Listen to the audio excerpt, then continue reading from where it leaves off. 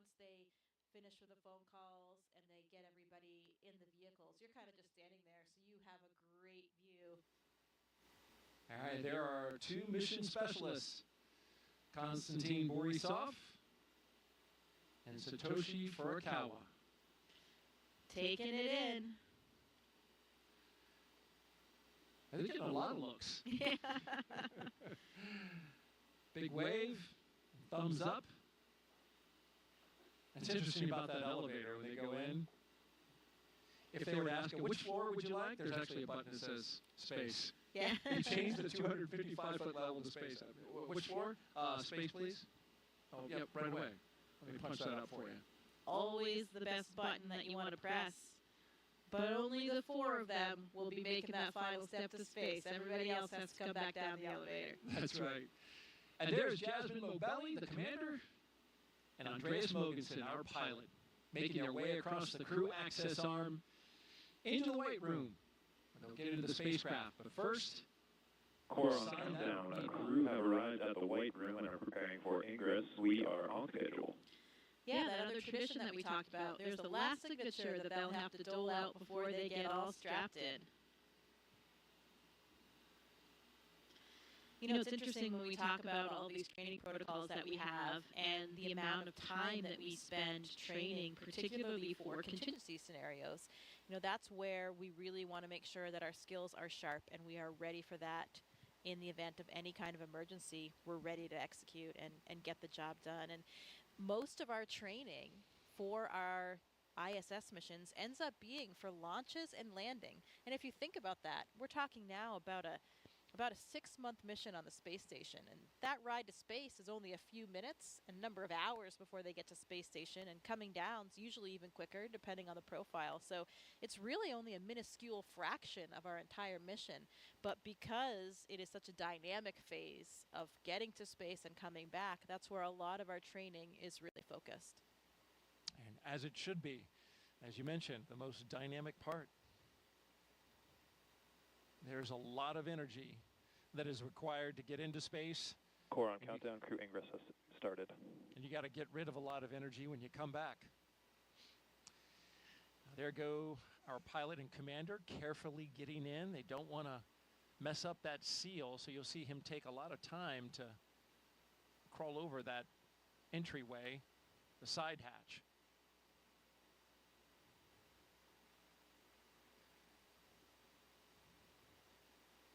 Cool view going down that access arm, isn't it? It sure is. Again, I think that night sky helps with the dramatic scene we're creating here tonight.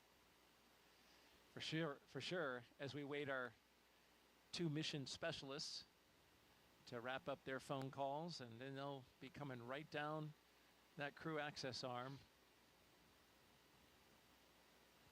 We've been doing this for 3.5 years now, but that crew access arm still looks futuristic.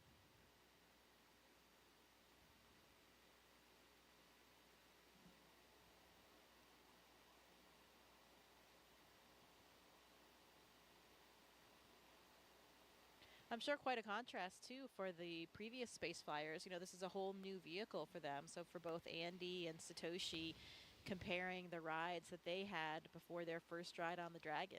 Every vehicle is a little bit different in terms of the launch profile, the G's that you experience, how it feels going up and coming down as well. Andy talked a little bit about that in a press conference, comparing Soyuz with Dragon. And you, of course, flew Soyuz up to the International Space Station. And I thought it was interesting. He mentioned that his flight time to space was something on the order of 56 hours, which is almost double what the Dragon takes to get there. A lot of that is orbital mechanics, obviously where you're launching from on the Earth to get up to the ISS. But you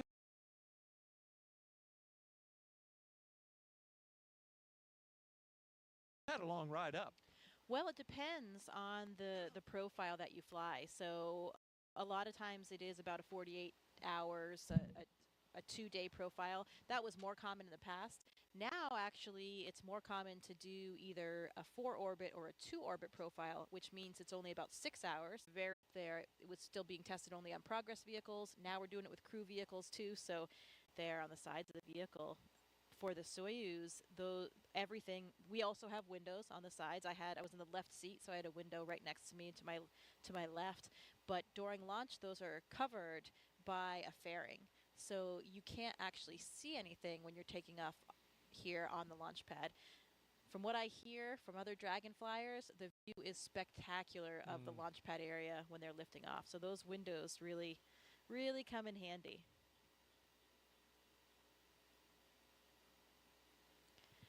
You know, Thomas Pesquet tells me those windows are also really useful for viewing the northern and southern lights, the aurora from space station.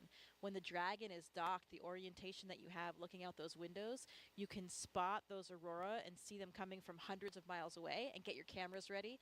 And that's opposed to when you're just looking out of the cupola, sometimes you don't see them till they're already there, and then you're frantically getting your camera ready and trying to capture it, and sometimes it's too late. So those Dragon windows can give you a little bit of a heads up to get configured for the aurora. I would love to see them from Earth as well, but it's nice to still say for now, I've only seen them from space. I was in northern Sweden last year hoping to get a view, but we didn't. Yeah, it's got to be just right in order for that to happen. You got to have some, as I understand it, some solar particles coming your way, right? Yeah, you have to have the right things happening out there in the solar system, but also have to have good weather here on Earth so that your view isn't obscured by clouds or. And here come our mission specialists.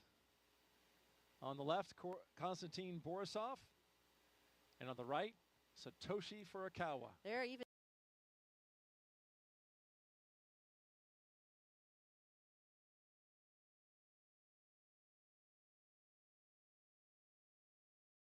dancing their way down the hallway. Oh, they're loving it.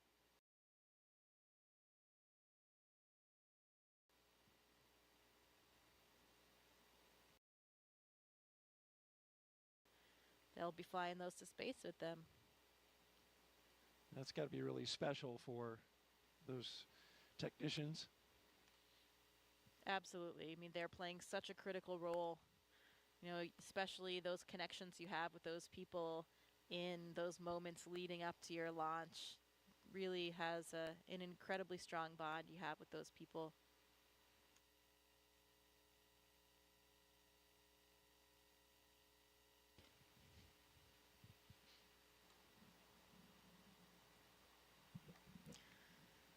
Any good astronaut or cosmonaut always has a Sharpie with them. I don't think there's a Sharpie pocket on this suit, but the technicians are handing them Sharpies to get this job done. Yes, in fact, it's on the to-do list. Make sure that the Sharpie is in the white room. And you saw briefly Satoshi holding his arm up, and those zippers. They have zippers on each arm, zippers on the leg. Those got to be zipped up, nice and secure, so that that pressure suit functions exactly as needed. Yeah, there's actually 2 layers of zippers. That was probably just the external one, so there's a redundancy there. The main pressure is held by the lower set, the more internal set of zippers.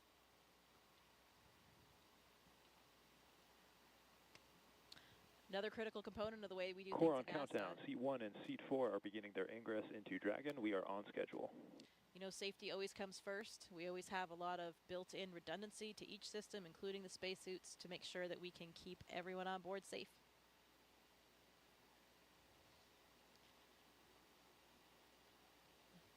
Another big difference that I'm sure Andy and Satoshi are feeling right now is the difference of the seats between Dragon and the Soyuz spacecraft.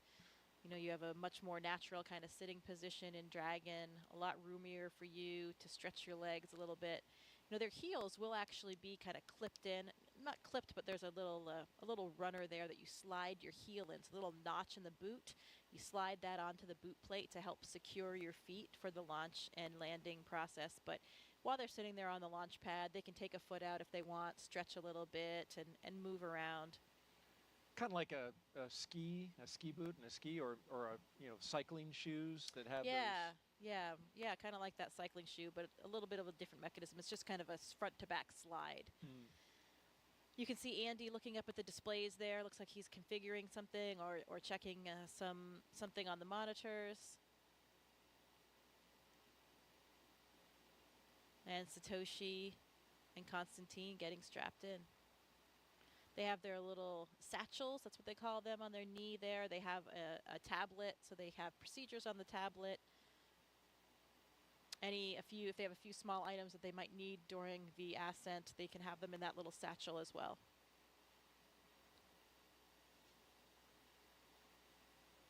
If you're just joining us, you're watching live coverage of NASA's SpaceX's mission known as Crew-7. Good morning to you. It's 12:48 Eastern Time here in Florida. And we're showing you live coverage here at the Kennedy Space Center. I'm NASA's Daryl Nail, joined by NASA astronaut Jessica Meir, giving us some great insight tonight. If you'd like to ask a question of Jessica, just jump on our social media channels, Facebook, X, and YouTube. Put in the hashtag AskNASA that you can see at the bottom of your screen, and we'll get that question on the air.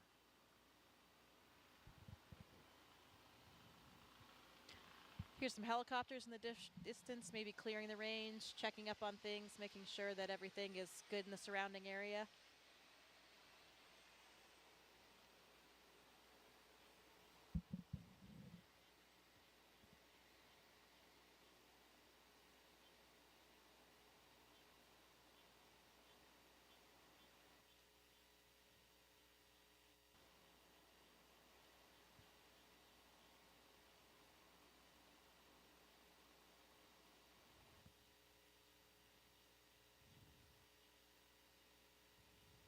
The Ninja in there making those final configuration checks, making sure the crew is strapped in correctly to be safe and comfortable.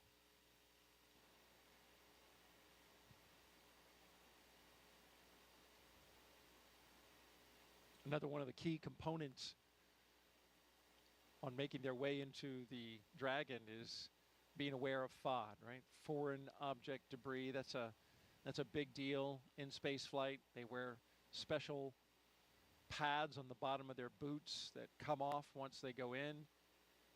And then, of course, those technicians want to be aware of anything that falls off the astronauts and make sure that they collect it. You certainly don't want something floating around inside the Dragon when you're launching.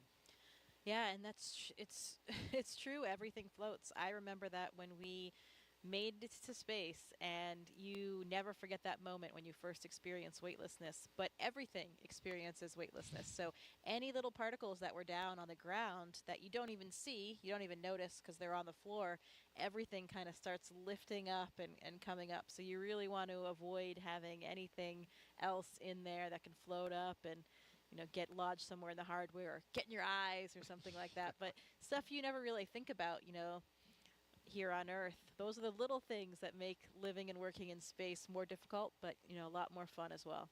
Do you remember anything in particular that floated up that you weren't expecting? No, not really that I wasn't expecting, but that moment, I didn't know about the little particles or dirt pieces on the floor or stuff like that. I hadn't really thought about seeing those things lift up, but I had my tablet strapped to my leg, and I also had a little stylus that was on a lanyard strapped to that.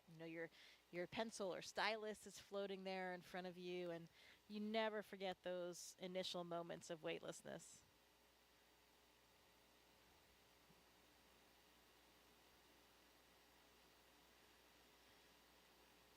Pretty dramatic when you have that last engine cut off and suddenly you're in weightlessness and it's prolonged. Almost everybody has been on a parabolic flight at least before their mission. So you've had some periods of weightlessness, but those are usually only about 30, 35 seconds. So you don't have that prolonged feeling. It's totally different. I felt like a bat hanging upside down and because the blood is all rushing to your head. Yeah. Because, of course, gravity is not pulling it down to your feet like it's doing for us sitting down here on Earth. like you're hanging off the monkey bars, that kind of feeling of all the blood rushing to your head, and then it just doesn't go away. You kind of get used to it, and your body adapts a bit and becomes accustomed to the feelings, and you have a little bit of a redistribution of your body fluids, so things change over time. But yeah, I just felt like I was hanging upside down, and here you are. You notice that, I've noticed that when I'm watching interviews on the International Space Station, some astronauts will look fuller in the face, and that's got to be exactly what you're talking now.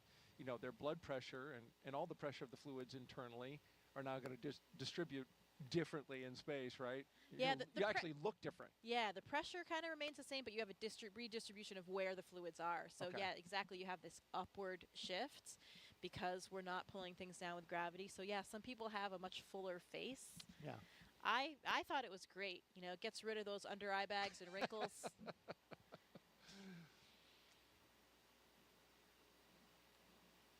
Very flattering, microgravity. Okay. I remember what you did on International Women's Day. You wore a dress. I did. Pretty sure that was the first dress in space. I think it was. And that clip really stands out online.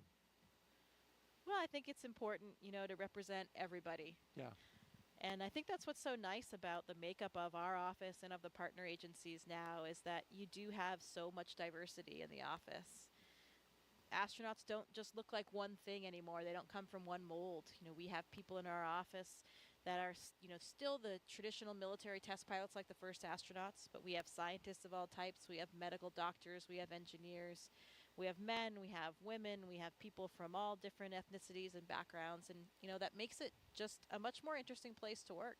There are so many studies on the ground, right, that show that we have more successful, more productive teams, and we have that kind of diversity and actually much more job satisfaction as well. Mm. I believe we have a social question as the astronauts are getting comfortable in their seats, got their harnesses on. Coming up in a little bit, we'll be articulating their seats up to launch position.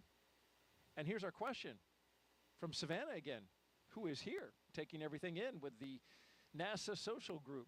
How is it decided, Jessica, who gets to go up on each designated mission? Well, it's certainly not decided by us, I can tell you that.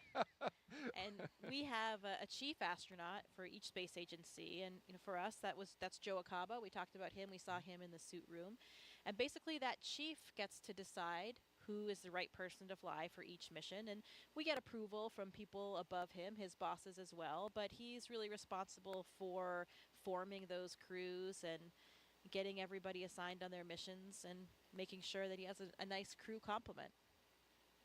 And there's certain skill sets. All astronauts, as you mentioned, are not the same, but then there are skill sets that once combined with a crew Dragon, ready for comm check. are complementary. Copy, Dragon. Stand by for umbilical comm check. Yeah, absolutely. Now for the space station, we all have the same training. So everybody is trained on everything from science to spacewalks to flying the arm. CDR, PLT, MS1, MS2, comm check. Loud and clear, help me. Core, loud and clear. Has you loud and clear. How me? Core's got you loud and clear. This one has you loud and clear. How me? Core's got you loud and clear. So I have you loud and clear. How me? Core's got you loud and clear. Umbilical comm checks are complete. Report when ready for seat rotation. SpaceX Dragon, will go.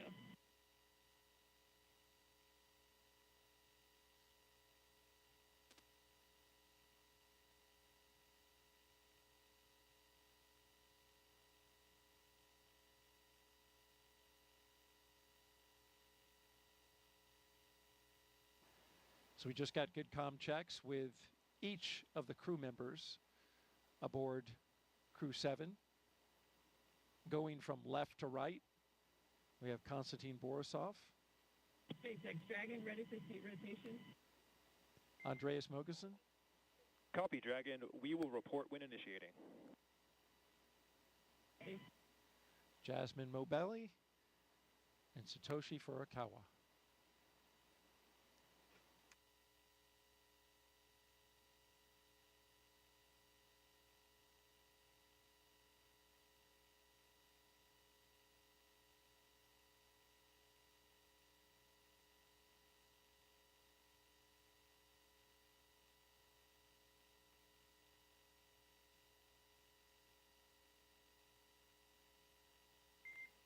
And Dragon SpaceX initiating seat rotation. Copy.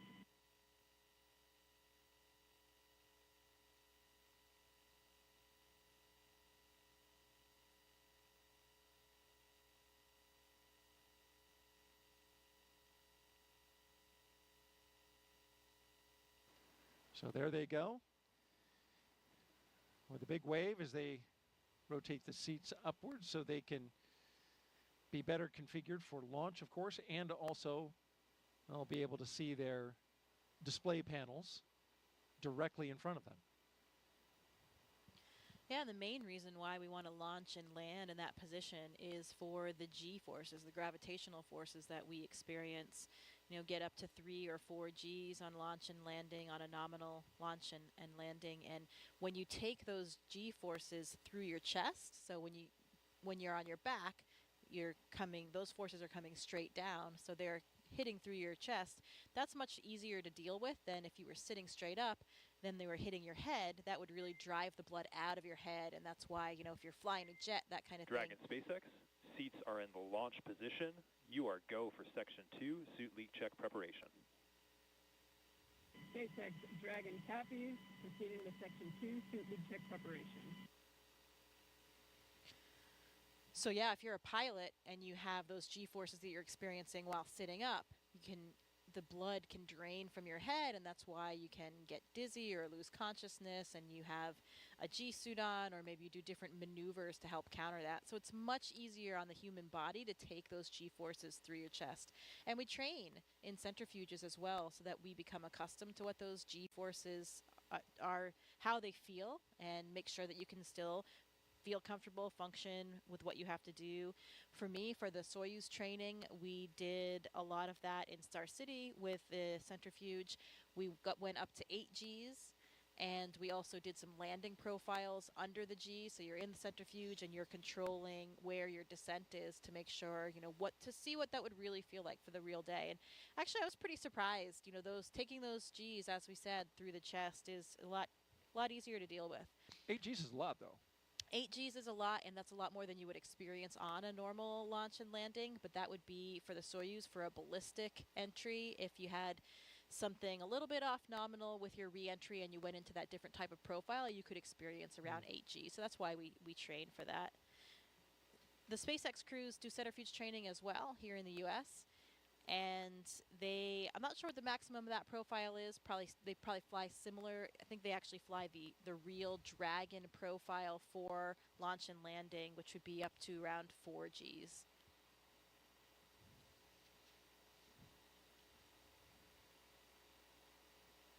We're getting great stuff from NASA astronaut Jessica Meir as we count down to liftoff of Crew-7. Now just T-minus 2 hours and 25 minutes and counting. But hey, you don't have to be an astronaut to share in this experience, folks. Take a look now as our Crew-5 astronauts explain how you can get your virtual guest passport and be part of the excitement. Did you know there's been over 1 million registrations in NASA's virtual guest program since May 2020? From your neighbor to the Crew-5 astronauts, you might be surprised who is a NASA virtual guest. Do you have Mars 2020? I do. Do you have James Webb? Sure do. Do you have Crew-5? Well, I've got it here, and you guys have it here, but I missed it here. We conducted over 200 science experiments and technology demonstrations on our mission. We loved being part of Expedition 68. We even remembered a virtual guest passport for Einstein, our freefall indicator, but we forgot to register and missed the stamp. Even if you're doing existing research, never miss a stamp from NASA's virtual guest program. Whether you're en route to the International Space Station or located anywhere around the globe, Register at nasa.gov/virtual guests to receive updates on missions and milestones.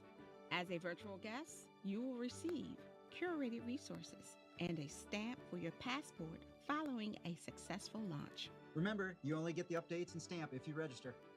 I joined. I won't miss it next time.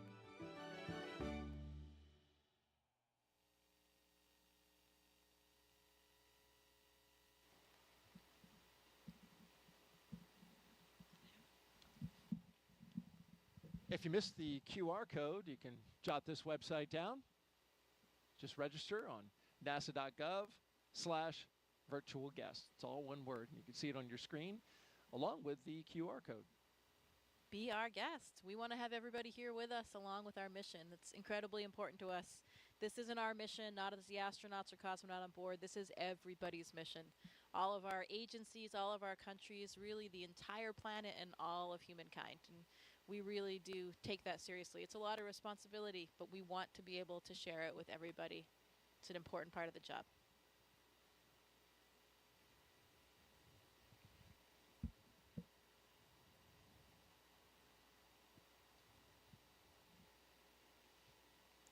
Good view of their boots there. It's the second iteration of the boots, I believe, or maybe even third. The early Demo 2 and earlier missions had a different style boot.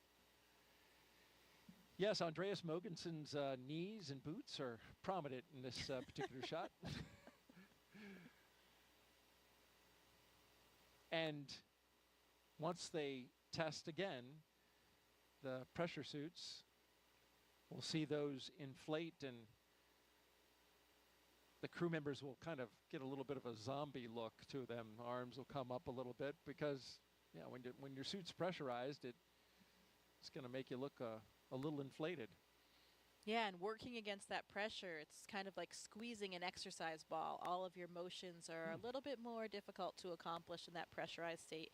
But of course, that pressurized state is really only there to protect us. If for some reason we had a depressurization in the capsule at any time during the space flight, those suits would inflate and they would protect us, still provide us with the air that we need to breathe and protect all of the systems of our body. So that's why we wear them. Nominally, during the mission, you would never have it inflated at all, just during these pressure checks to make sure that it works. You would never wear this suit outside of the Dragon. This is just in case, something breaks the hull or somehow you lose your atmosphere inside the Dragon. Right, absolutely, that's correct. So the spacesuit that we wear to do spacewalks on the space station, the Extravehicular Mobility Unit, or the EMU, much different than these suits. Dragon, we copy and concur 4 good suit leak checks. Closeout team will be performing its final closeout steps. You are go to proceed to Section 4 and report when ready to close the side hatch. Dragon, also proceeding with Section 4 side hatch closure. Good news, 4 good checks. You can hear Jasmin speaking to the ground and getting ready for those next steps.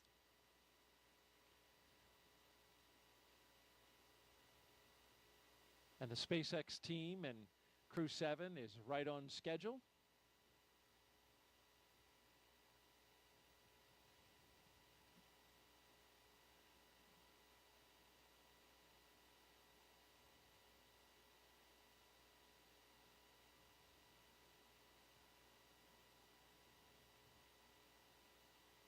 We got a split view now.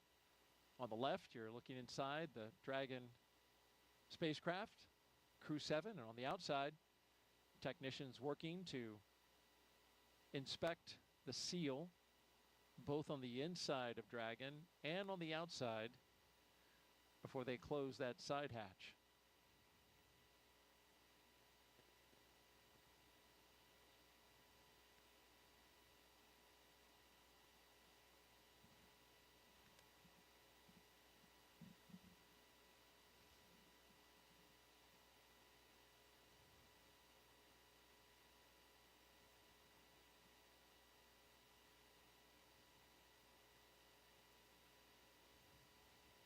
Dragon crew is ready for side hatch closure.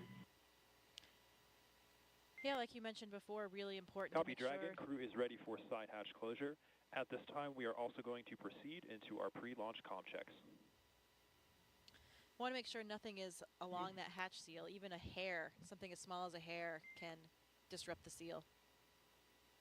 Another reason why those ninjas are all really covered up so that they don't, have anything fall in when they're going in and out of the hatch. In fact, we did have a hair breach the seal and had to reopen it up on a previous mission and get it cleaned out. Exactly. Another reason why we do these checks, to make sure everything is in the proper configuration before we go. Dragon, SpaceX, comm check. SpaceX Dragon has you loud and clear. How me? Core has you loud and clear. TDRS comm check is complete. Stand by for comm checks with DC, MD, and LD in the launch configuration.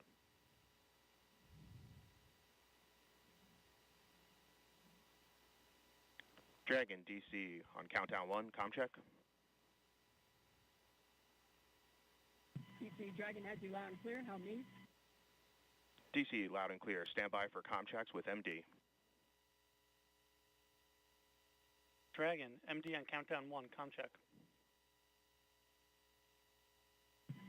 MD Dragon has you loud and clear. How me? MD, loud and clear. Stand by for comm check over Dragon to ground. Dragon, MD on Dragon to ground, comm check. MD Dragon has you loud and clear. How me? MD, loud and clear. Stand by for comm checks with LD. Dragon, LD on countdown 1, comm check. LD Dragon has you loud and clear. How me? LD, loud and clear. Stand by for comm check over Dragon to ground. And Dragon, LD on Dragon to ground, comm check.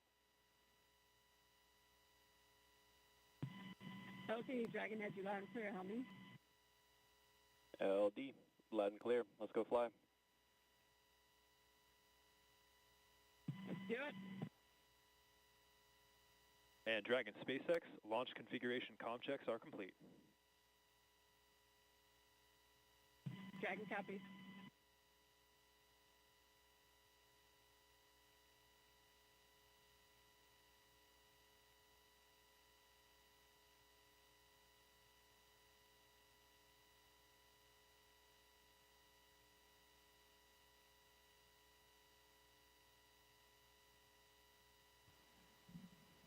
So we just had the communication checks across the ground stations and the TDRS satellite network. You need a lot of ways to be able to communicate with a spacecraft when it's accelerating at a high rate of speed going up to space, and then of course once it's in orbit.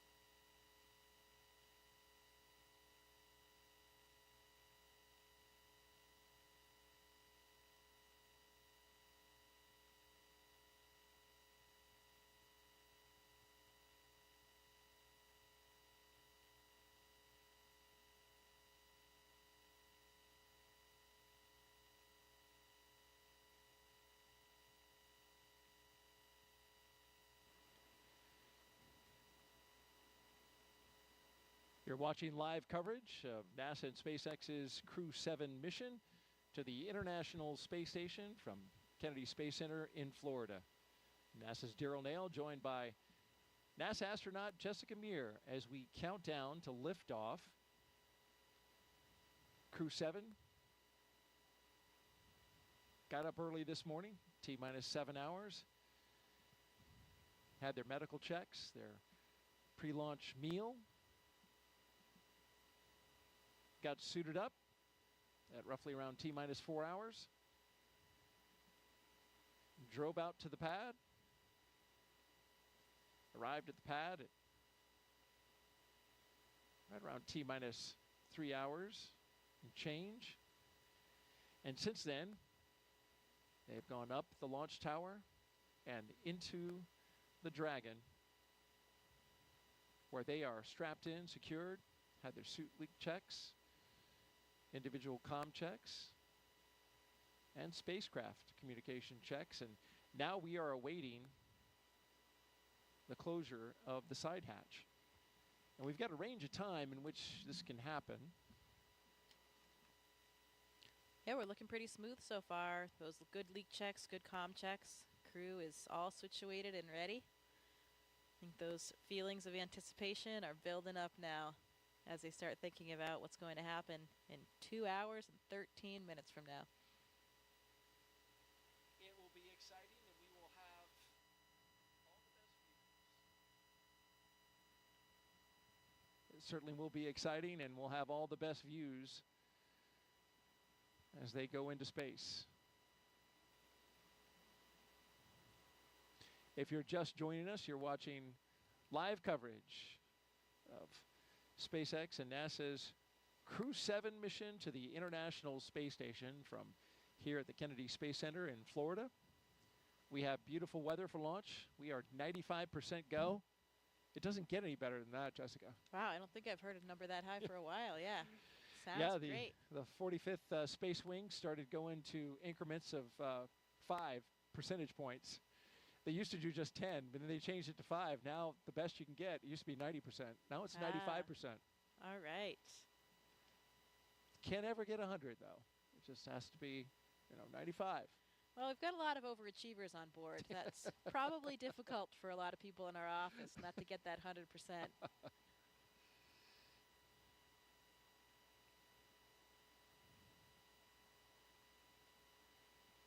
It is Florida, though. It's always unpredictable around here with winds, with thunderstorms, clouds.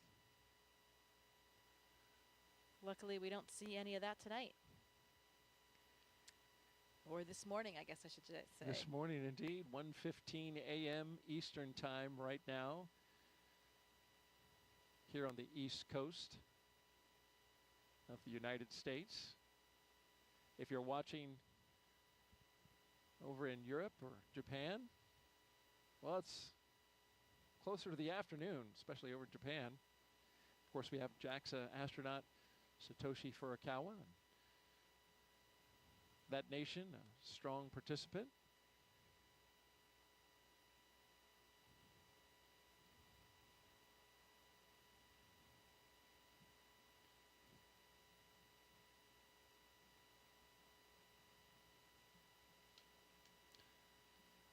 (7:16 a.m. in Copenhagen), so Andy's fans are probably waking up. What a great way to start their day over there in Denmark. Great start to a weekend on a Saturday morning.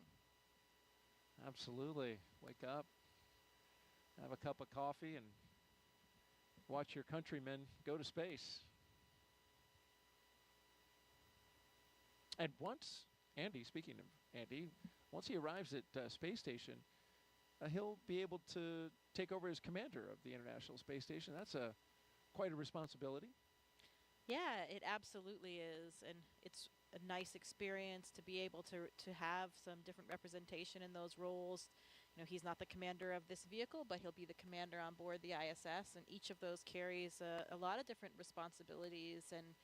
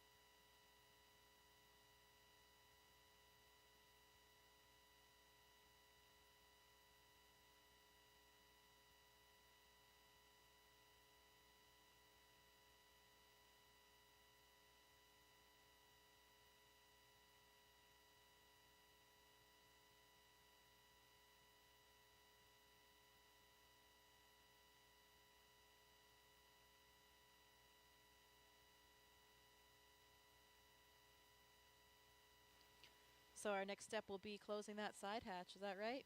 Waiting for that move? Yeah, that's right. We expected that at T-minus 2 hours and 13 minutes, but they have a window of time in which they can close that side hatch. And then they'll pressure test it, do the leak check on the side hatch. There's a lot of margin built in to the timeline.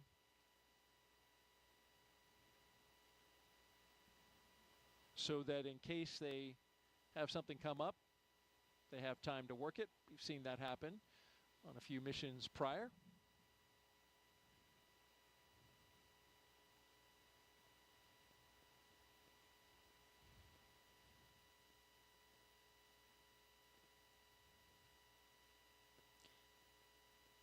Getting some more thumbs up from the crew.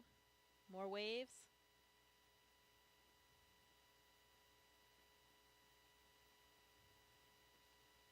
And Dragon SpaceX, the closeout team is taking its final steps in preparation for side hatch closure. Stand by for transition to pad hatch closed. Ensure that all items are secure from now through launch. SpaceX Dragon copies. All items are secure.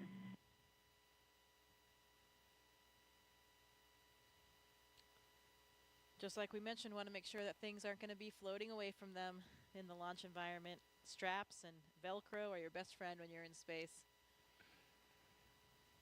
I've always likened that call to the stow your tray table and put your seat upright, you know.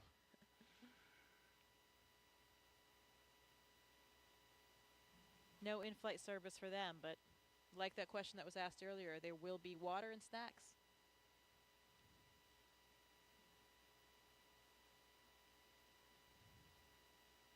And as we await side hatch closure, if you've got a question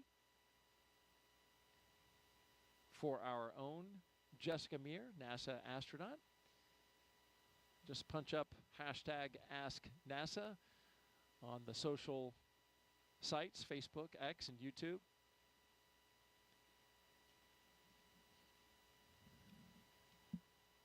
Jessica's doing a great job answering those questions and sharing her experience when she went to space. Here's a question. At Spacecraft Crew-7, what is the main purpose of Crew-7's mission to the space station? The main purpose of Crew-7's mission is to support the International Space Station in all of its science and operations during their stay there. So what does that mean? You know, now that we are at assembly complete for the space station, which we reached back many years ago, 2011, I believe it was, assembly complete, we have much more time for doing what we call utilization. So any type of scientific experiment or something that is flying as a hardware demonstration, those are our most important objectives. That's science that we are getting done. Of course, you have to do maintenance as well. You need to fix the toilet, change the light bulbs. We don't have those plumbers or electricians coming up to help us out, so we have to be able to do all the work ourselves. We do spacewalks. We have to do certain repairs outside the space station. All of those things are part of a nominal mission. Visiting vehicles will be coming to the space station with all of the cargo on board. We'll have to fly the robotic arm, capture those, and unload them. And we could talk a little bit about the science as well. You know, there are some interesting experiments that are on board with this crew. One of them is the crew themselves. We have a big physiology study called CIPHER. I think we're going to hear more about that later in the broadcast from some of the scientists involved, but that's a comprehensive physiological suite. It's about 14 different studies that are really targeted at comparing and contrasting different mission durations. So, you know, we have had short shuttle missions in the past. We have typically 6-month missions on the space station, and we have a few that were more around the year mark. We want to see if there are differences in different lengths so that we can try to forecast ahead toward our really long duration mission, which will be to Mars. You know, that mission right now with current methods And of Dragon technology SpaceX, will be about 3 years. we are commencing a health check for the launch escape system. Expect a momentary flight computer state change followed by a transition back to pad hatch closed. SpaceX Dragon copies. So when you go to Mars, it takes about 6 to 9 months to get there, 6 to 9 months to get back. You want to spend a good amount of time there on the surface as well to make it worthwhile. So that's why we call it about a 3-year mission. And we want to understand the physiology involved in that kind of length of a mission. So that's really what this CIPHER study is designed to get at, try to understand the differences between these short and longer. You know, what happens between 6 months and a year? Is there just a plateau that is reached? Do things stop changing? Or do we have a linear increase in certain parameters or that kind of thing? We want to understand more about those experiments. There's a sleep in orbit experiment that sounds pretty interesting. I think Andy will be a subject for that one. I'm not sure, maybe someone else as well. That uses an earbud EEG, an electroencephalogram, to measure brain waves, look at brain activity during sleep. So pretty cool EEG on board. You know, I speculated that it would be so cool to have an EEG on board crew members to see what's happening to the brain when you first go up in microgravity for the first time. Because you are navigating in this 3-dimensional environment for the first time. You know, sitting here, of course we're in 3D, but we're not really using things above our head, in the ceiling, on a ceiling, and that kind of thing. On the space station, we use all of the planes.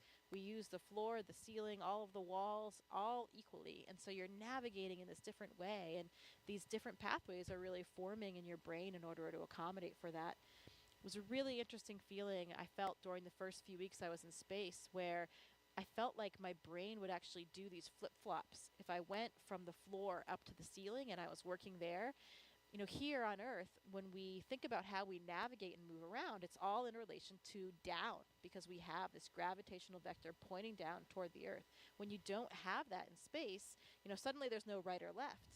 And if I'm up on the ceiling working, my brain would kind of reinterpret that as being the floor or the deck, as we call it on the space station. So then when I, you know, lifted my head up, I didn't know which way to turn, because, you know, I was on the ceiling, but my body felt like it was on the floor. And that takes a couple of weeks for your body to get used to. And I think these new neural pathways are forming.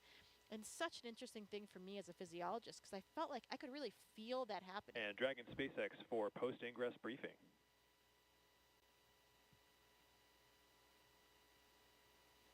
Go for Dragon. Okay, Jaws, we'll keep this one short. At this time, the Dragon team and F9 teams are not tracking any issues, and you couldn't ask for better weather. How copy? Dragon copies. Good to hear.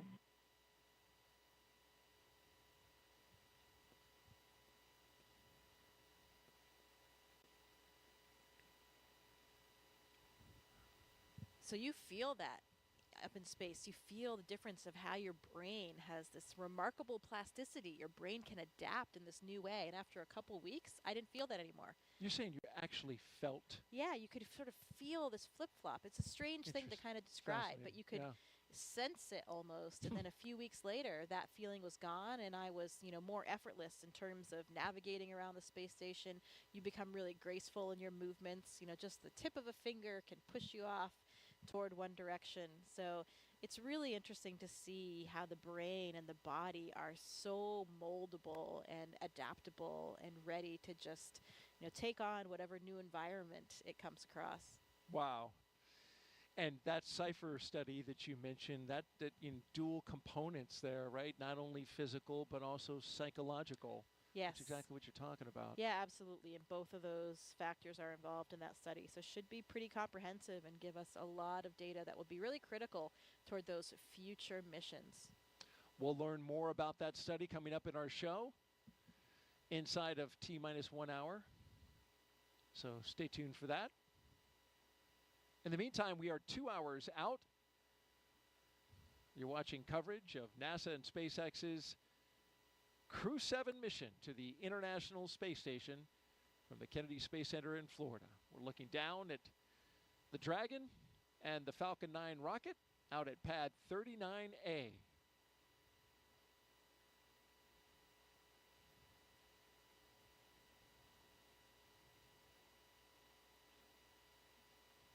It's been a smooth countdown so far. Countdown proceeding nominally. Onboard Dragon spacecraft endurance. We've heard the communication checks between the Dragon team and the crew. We saw the astronaut seats. They were also rotated into flight position. We got the suit leak checks successfully completed. The closeout lead verified the cabin environments were good. We got the side hatch closed.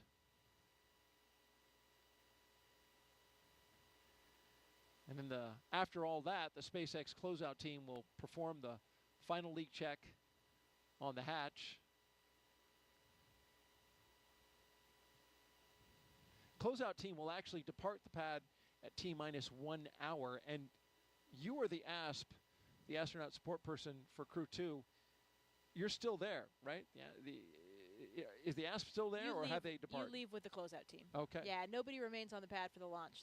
That would be bad. Well, absolutely. I was wondering if they had already left, but No. it's right all now leave they're together. still there. Yeah, that's right. So Anne is still there, probably hanging out somewhere around that phone area, and then she will leave with the closeout team.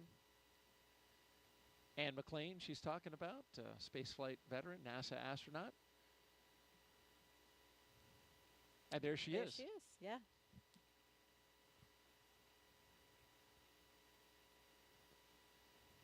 So those technicians, they stand by at that location. They are just on the other side of the crew access arm in the launch tower. And then you have a designated SpaceX team that is inside that white room.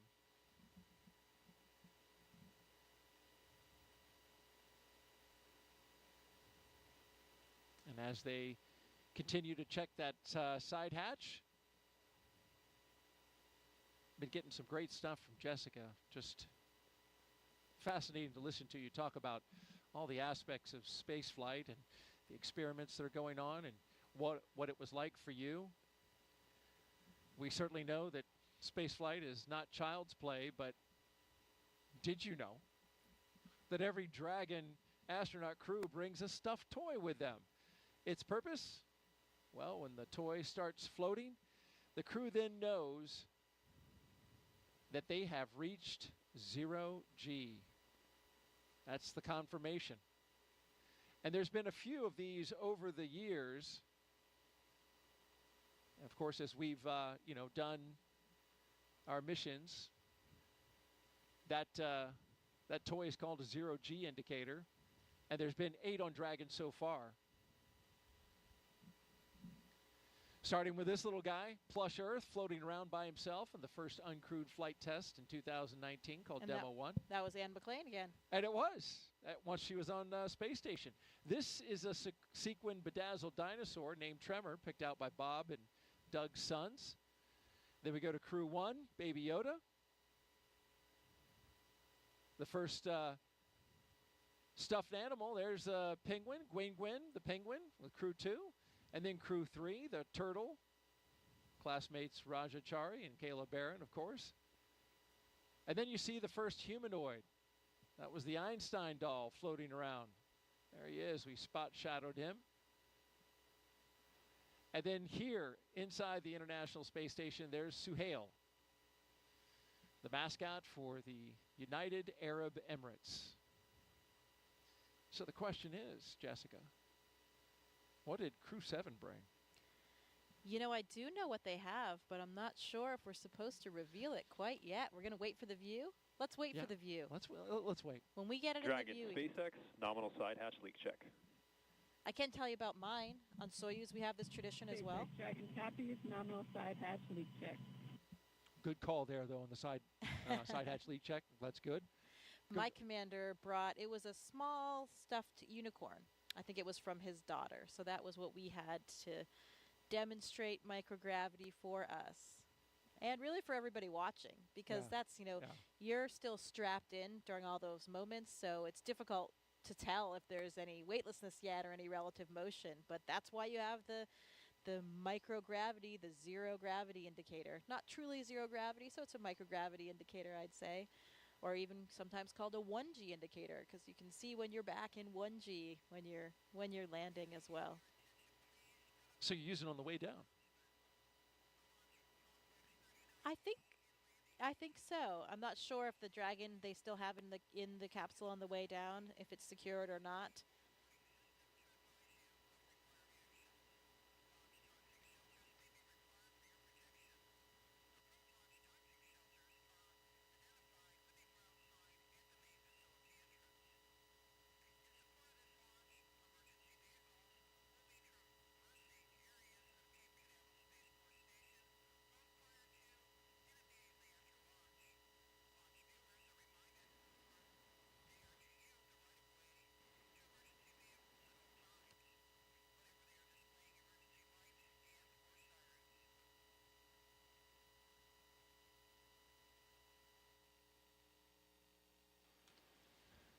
Yeah, it's a fun tradition, though, and it's, you know, a group activity, or at least usually up to the discretion of the commander. Who's going to choose it? Maybe it's your first space flight.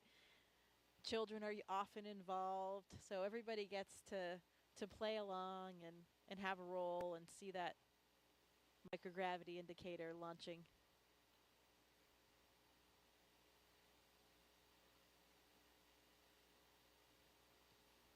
And while we've got a moment here, Jessica, we want to catch everyone up on our preparations for our first launch of a crew around the moon.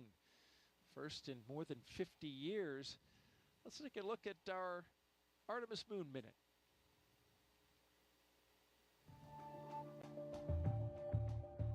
For the first time, Artemis 2 astronauts got an up-close look at the Orion spacecraft that will fly them around the moon. Astronauts Reed Wiseman, Victor Glover, Christina Cook, and Jeremy Hansen visited Orion at the Kennedy Space Center in Florida. And it looks amazing. Their handiwork is gorgeous. I'm ready to take it for a spin. Until launch day arrives, the crew is training at the Johnson Space Center in Texas. They use the Neutral Buoyancy Lab, a giant pool, to practice safely getting out of a floating mock-up of Orion. And it's not an easy task. Navy divers in rafts will harness and hoist the astronauts into the air by helicopter, where they will be taken to a nearby Navy vessel. Back at Kennedy, we got a look at the brand new Artemis crew transportation vehicles. So the first 9 miles of the journey to the moon starts in these crew transport vehicles. On launch day, these fully electric, zero-emission vehicles by Canoe Technologies will reunite the Artemis 2 astronauts with Orion at Launch Complex 39B. NASA's powerful moon rocket, the Space Launch System, and Orion will carry them on the rest of the 250,000-mile journey to the moon. And that's your Artemis Moon Minute.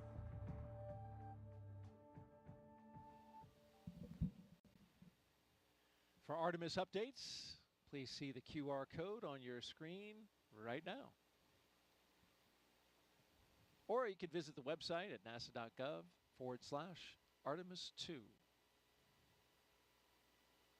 Certainly, you know all the crew members for Artemis 2, but also friends with you, and 2 of them, Christina Cook and Victor Glover, were even part of your astronaut class, the 8 balls, right? 2013? Yes, that is correct. Yeah, I am good friends with all 4 of them, and especially with those 2, with Victor and Christina being my classmates, it makes it even more meaningful. You know, when you are classmates with new astronauts, there were 8 of us, of course, called the 8 balls, and they're like your brothers and sisters. Truly, they really are. And we, you know, I know if anything happened day or night, I could call on any one of them, no questions asked. And it's really, really exciting that we're going to be sharing this moment with them. When I was on board, I even had, at one moment when I arrived, we had 4 members of our class. Half of our class was actually on board the space station at the same time. Oh, wow. Nick Hague was still there for the first 8 days of my flight. Christina, as we just talked about from the Artemis 2 crew, she was up there already. Of course, the historic all-female spacewalk. That's right. 2019, yeah. And Drew Morgan was there as well. So there were 4 of us from the class, and that was truly something we never thought would happen. You know, a lot of times, especially in the past, you would see if a rookie astronaut flew their first time, often they were with more experienced people, so you didn't have a lot of rookies all at once, or 4 of your classmates at once. Yeah. And so in the end, that's how it happened for us, and we couldn't have been happier. You know, it's, again, you're flying with these people that you're already so close with and know each other so well. And of course, half that class was women, right? It was four men and 4 women. Yeah, that's right. That was the first time that we've ever had that 50-50 ratio.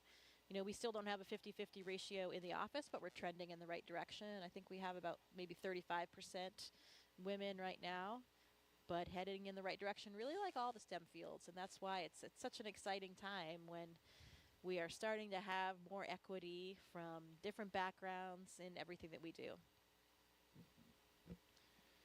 As we look at the launch pad there, Pad 39A here at the Kennedy Space Center, the Falcon 9 rocket, and the Dragon spacecraft on top.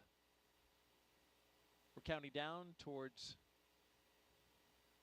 the next few milestones, and we're waiting for the closeout team to leave the white room and then eventually drive away. That'll be at T-minus 1 hour and 44 minutes, and then a few minutes after that, they'll drive away from the tower. There you see them by the elevators, wrapping up their work on the launch tower, and of course taking a lot of that equipment with them that was being used to cool off the astronauts.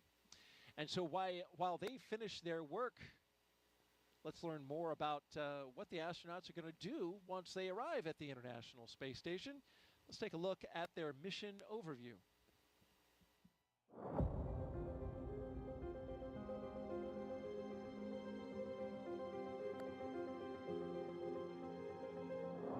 Our Crew-7 mission will take our 4 crew members to the International Space Station, which is, think of it as an orbiting laboratory around the Earth. In the broadest sense, Crew-7 and Expedition 70 is about the exploration of space, because a lot of the science and technology development that we do on board the space station not only benefits future missions to the Moon and Mars, but it also benefits humanity and it benefits the Earth. The main topic of our work is always science, so we have numerous scientific projects and scientific experiments which we are part of. We're doing science and research on ourselves, our human bodies, and how we react in space so that we can eventually go further in the solar system. Using the long-lasting microgravity environment on board the International Space Station, which we cannot obtain on the ground, we can perform many scientific research that makes our life on Earth better. Well, with my international upbringing, I'm especially proud of the fact that our Crew-7 mission has 4 different astronauts from 4 different countries. And it's just something really special when you think about we've all come from very different backgrounds. We have different cultures and different traditions, but we share those with each other. Working as a team, we can back up each other and accomplish the mission easily. And I hope that this is something which can show the world how we can achieve big things when we cooperate and we work together. It's a human being's instinct to broaden our boundaries. Humans have always wanted to push the boundaries. We're curious beings. We want to know what is out there. We want to see what's behind that hill. We want to see what's behind that sea. We want to see what's behind that planet. Every time we've explored in the past, it has been beneficial to humans and to humankind. We always learn and develop technologies that help us. We learn more about our home planet. We travel out into space to gather knowledge, to expand our understanding of our world and the universe, and return that knowledge to the Earth, to humanity, for the benefit of us all.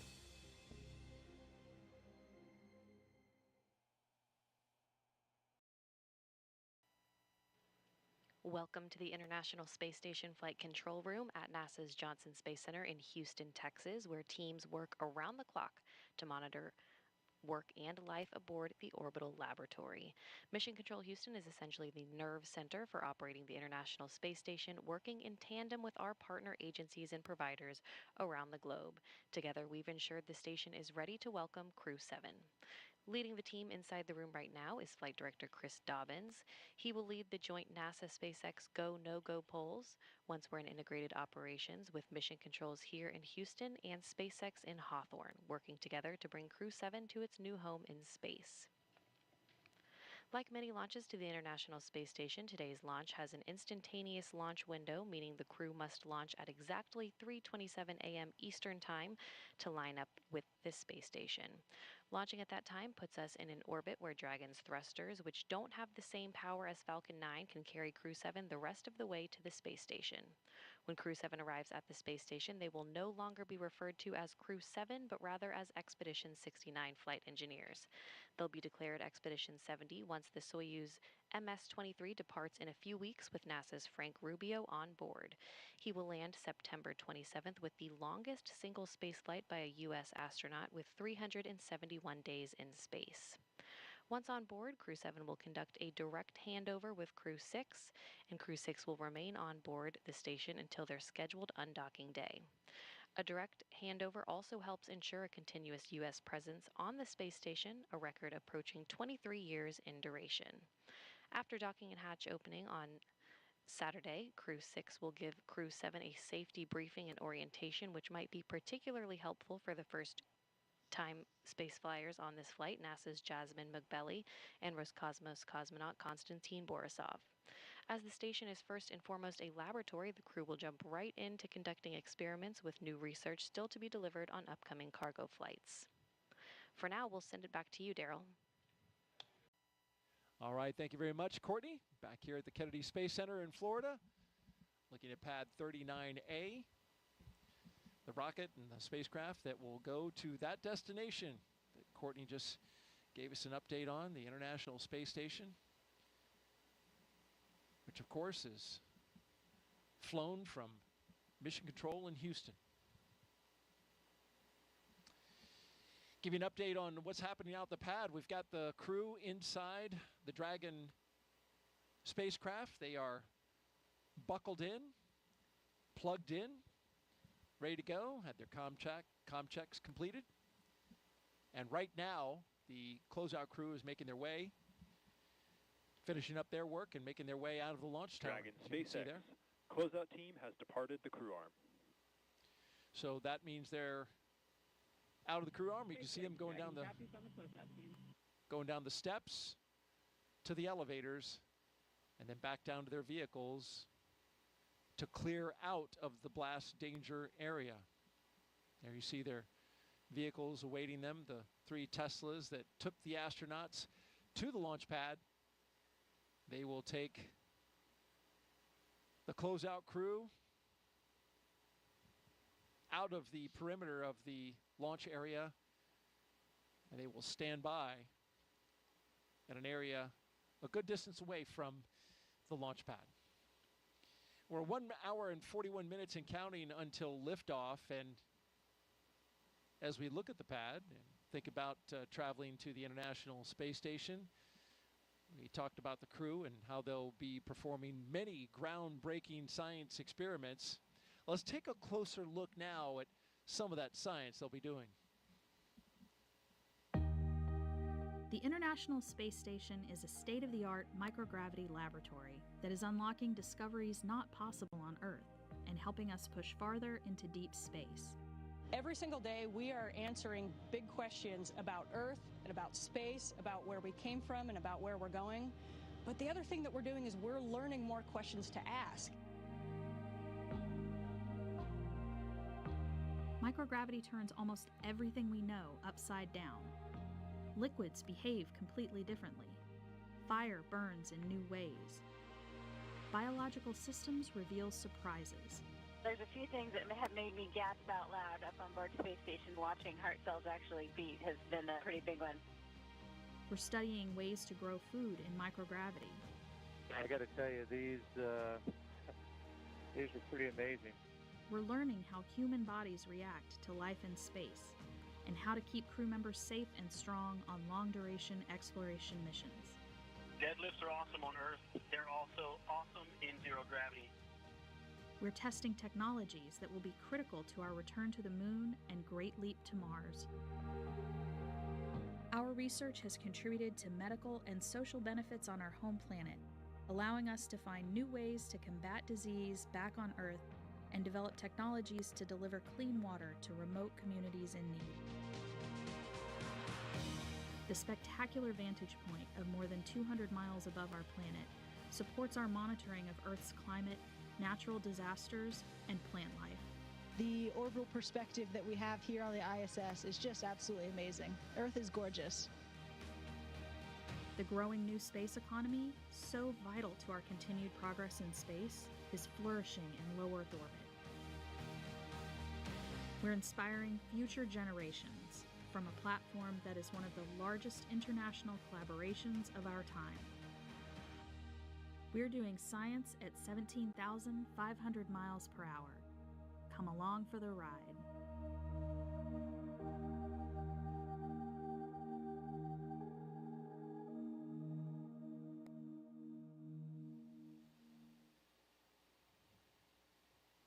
a great overview of some of the science being done on board. And Jessica, you've looked into this mission, of course, as an astronaut with the astronaut corps and a scientist yourself.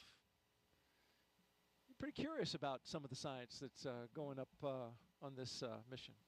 Yeah, we talked about some of the experiments already, the CIPHER, physiology and psychological experiment, the sleep in orbit experiment. There's another one that I find particularly interesting. It's called ISS external microorganisms. So this is a really cool one because for the first time we're going to be taking samples during the spacewalk to determine whether or not the space station releases microorganisms through things like life support vents. So we'll be swabbing and collecting these samples to try to understand how far they go, how many of them are there, how far they travel, and get a good idea for what it would be like. In particular, if we think about going forward and being good stewards.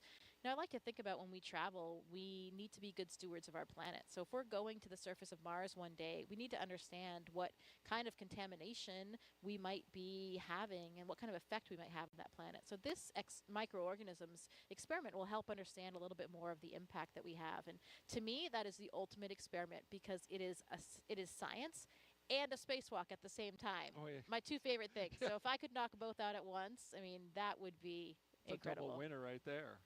And so they're going to actually swab the outside of the space station? Yeah, they're going to collect those samples during that spacewalk. How about that? Now, what are these vents that you're talking about? What are they venting? So some of the vents are for the life support system. So, we are introducing an atmosphere into the space station to give us the air that we need to breathe. And so there are some vents associated with life support systems in general, stuff that is off-gassed or released to the external environment. Out into space. That's right. Yeah. And so you're wondering if by chance there could be some microorganisms out there growing, which would just blow my mind if there were. Right, and perhaps rapidly evolving in the space environment. How about that? Fascinating. And as a scientist, Jessica, you did a lot of work early in your career. You've talked a little bit about that. And it calls back to an experiment that is worth mentioning now that had some amazing results. And when you were working on this experiment, it even got a catchy name called Mighty Mouse. And I was wondering if you could share a little bit of that with our audiences. This is a mission to the International Space Station, and science is at the forefront. You were involved in an experiment that had some pretty incredible results. Yeah, the Mighty Mouse experiment is one of my favorite ones to talk about for a couple of reasons. One, I'm a physiologist, as we mentioned, and so there's a lot of similarities between the work that I've done and working with animals. This experiment looked at the myostatin and activin pathways. So these are very important molecular signaling pathways that influence muscle degradation or breakdown. So on the Earth, the researchers involved here have identified these as very important for providing possible targets to prevent muscle and bone loss. So you can see a picture here. These are two of the mice in question, the Mighty Mouse experiment. I think it's pretty obvious to the naked eye, even without a scientific background, that they are very different. So what you have here is what we call a wild type mouse on the left, the smaller mouse, just the normal mouse. And then on the right, you have a Mighty Mouse. And this was accomplished in two different ways in the experiment. One, by creating a myostatin knockout mice. So this means that this mouse actually does not have the gene for this pathway. So as you can see, this mouse, these myostatin knockouts, have 2 times the muscle weight compared to the other mice. So because you're blocking that pathway, degradation is not inhibited, and they have much more muscle on board. And you could feel that in the mice. When I was doing the experiment, holding the mice, you could feel how strong they were and how much bigger they were. Interestingly, when we treated another set of mice, again, just the normal mice, with a therapeutic agent, they also did not lose muscle or bone mass in space. What I'm pointing to right there in this picture, this is a bone densitometer. So we were actually putting the mice into this bone densitometer and imaging their bone density while they were on board the International Space Station to get these images, because we're looking at not only muscle but also bone. These pathways are important for both muscle and bone. And why is this important? this is important for a lot of different reasons. First of all, here on the ground, we have a lot of different disease states that have different types of bone loss or muscle wasting, muscular dystrophy, osteoporosis, heart disease, any kind of disuse wasting of the muscle for like elderly people or bedridden people. And if we can understand more about the mechanisms involved in these pathways, we can help those patients. And the other interesting thing about this experiment in general is that it also has applications to space. You know, you saw a video earlier of us exercising in space, incredibly important part of our day. We have 2-hour blocks on our schedule because if we don't exercise every day, we will have significant muscle loss and bone density loss. We have these really large systems on the space station, these pieces of exercise equipment to keep our bones and muscles healthy. But when we talk about going back to the moon, going to Mars for long periods of stay, we'll have smaller capsules. We won't have these big pieces of equipment. And so we might need to employ some of these strategies that we're learning about on the International Space Station. So that's why this experiment is such a favorite of mine. It really touches life back here on Earth, helping patients with various disease states, also is applicable to the future of space travel as well. And even I'll cap it off with a really interesting story of the investigators. Se-Jin Lee and Emily Germain Lee, they met back in college. Se-Jin was working on the myostatin pathway, the one involved in the muscles, and Emily, before she was his wife, she was already working on the activin pathway, the one involved in bone. And they realized, although they were working separately at the time, they had this very complementary system that worked in concert. And if they worked together, then perhaps they could solve some of these even bigger questions.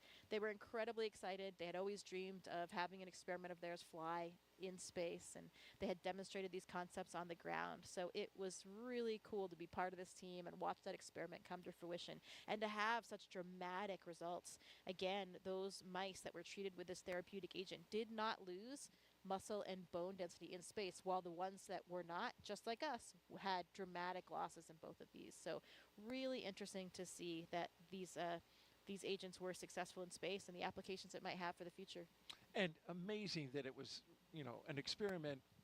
You know, the results, of course, incredible, and they obviously, you can see them in the photo of the mice and how it turned out. But I mean, this experiment was right in your wheelhouse, right? All of that came together, you know, both the scientists, you up on board the International Space Station as well. I remember reading, you know, I looked into the study a little bit in preparation for the show, and space was said as, you know, the ultimate bed rest, right? Yeah. Like, which is not good if you're trying to maintain that bone and muscle mass. Right. We need to make sure that we can bring astronauts back to be healthy. And when we think about going and walking around on the moon and Mars, we need to make sure that astronauts are healthy when they get there as well. My colleague Drew Morgan and I were super excited to be performing this experiment in space. He's a medical doctor by background, and me as a physiologist. We were utilizing our own backgrounds, and that was another one of the big contributions that we felt we made. And we even ended up on their scientific publication as well. How about that? Well, thank you very much, Jessica, for sharing that outstanding science.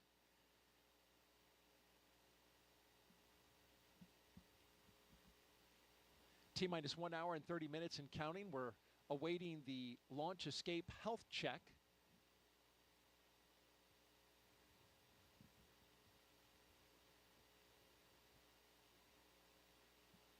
And then in a few more minutes, we'll get to our chief engineer technical poll. We won't hear that over the loops, but marching slowly to the T-minus 1 hour mark, and activity will really start picking up. Until then, let's take a social question. I've been getting them all night. Keep them coming in. Hashtag Ask NASA. Here we have at Indiana Jonas. Do you have a favorite item, Jessica, that you brought with you to space? Yeah, I think we'll actually have a chance coming up here to show some of the items of things that I brought to space. So I won't spoil the surprise quite yet of everything. But, you know, a lot of times astronauts will bring pictures of loved ones, whether it's a physical picture or just something that we can bring up, sent up on a computer or an iPad.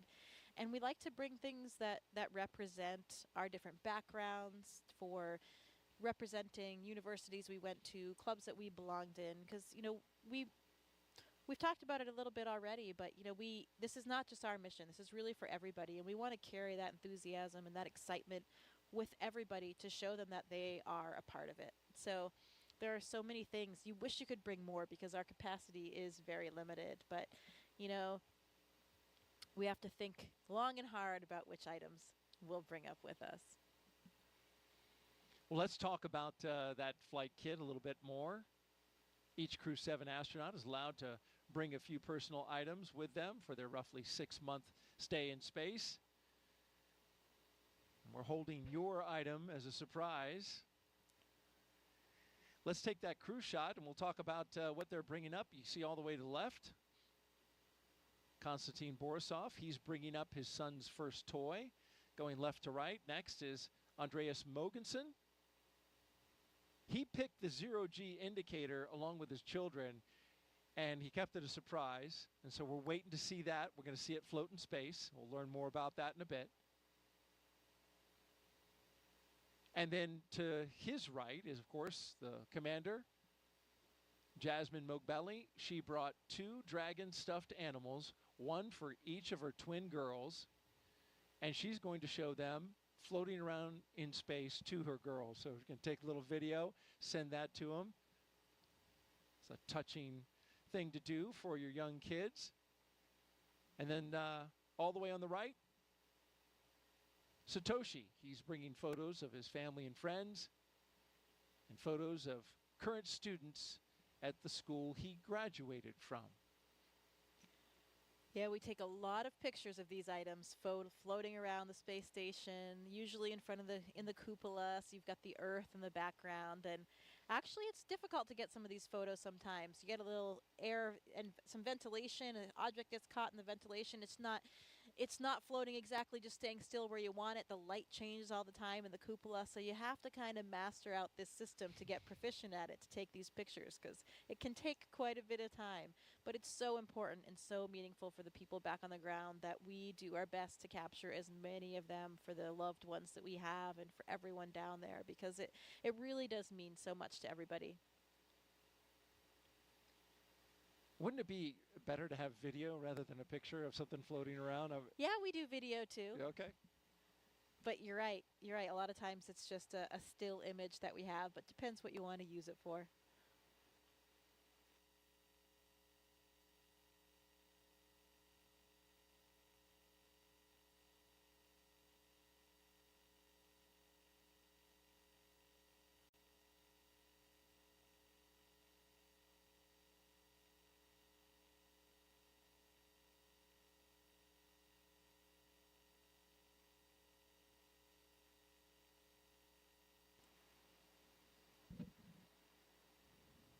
Great stuff there by Jessica Muir, NASA astronaut, with us on the broadcast. Thank you very much, Jessica. And continuing to count down, 1 hour and 25 minutes and counting until liftoff of Crew-7. You're watching NASA's coverage.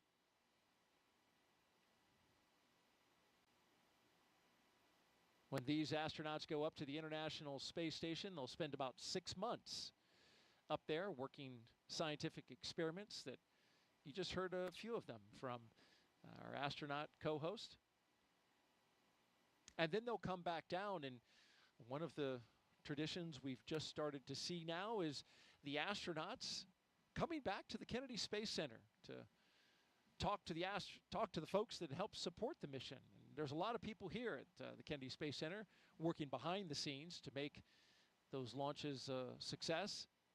And recently it was the Crew-4 astronauts that took time out of their busy schedules to say thank you to the Kennedy team, and we've got to look at that. It is very surreal to drive around the grounds. The last time we were here, we were in quarantine, and so we were very isolated. We got to have our families around us, but we didn't really get to interact with a lot of people. But we could see all the hustle and bustle that goes on in order to make it possible for us to launch. It is hard to imagine looking over at the gantry from here, thinking back to when we were sitting on top of a rocket. It is a pretty amazing place to be able to come back to. Kennedy really has a special place in my heart. I think it was really important to all of our crew to have this opportunity to come back here and just thank the workforce here, our team members that made this flight possible. You know, I think as we think about spaceflight, it is not anywhere near an individual type of accomplishment. Yeah, just absolute gratitude for the teams of people that just ensure our safety, ensure that there's always an eye looking over every piece, every detail, and ensuring that launch goes off without a hitch. So many of you have been a part of that journey, your investment, your expertise, making us successful in our work and getting us home safely. And we're grateful for the work that you're doing. So it is incredibly special to be back here and get to actually interact and thank all the people that contribute to the mission and were able to get us off the ground and bring us home. It's just an amazing place, just such a talented pool of people that enable such amazing expeditions to fly out of the Kennedy. So it's really cool to be back here and to get to meet the people that are making all of that happen.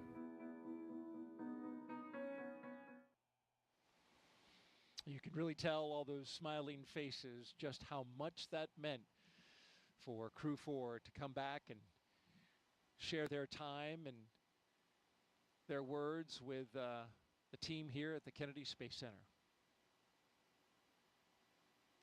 Well, you're looking live at Launch Pad 39A, the Falcon 9 rocket and Dragon spacecraft.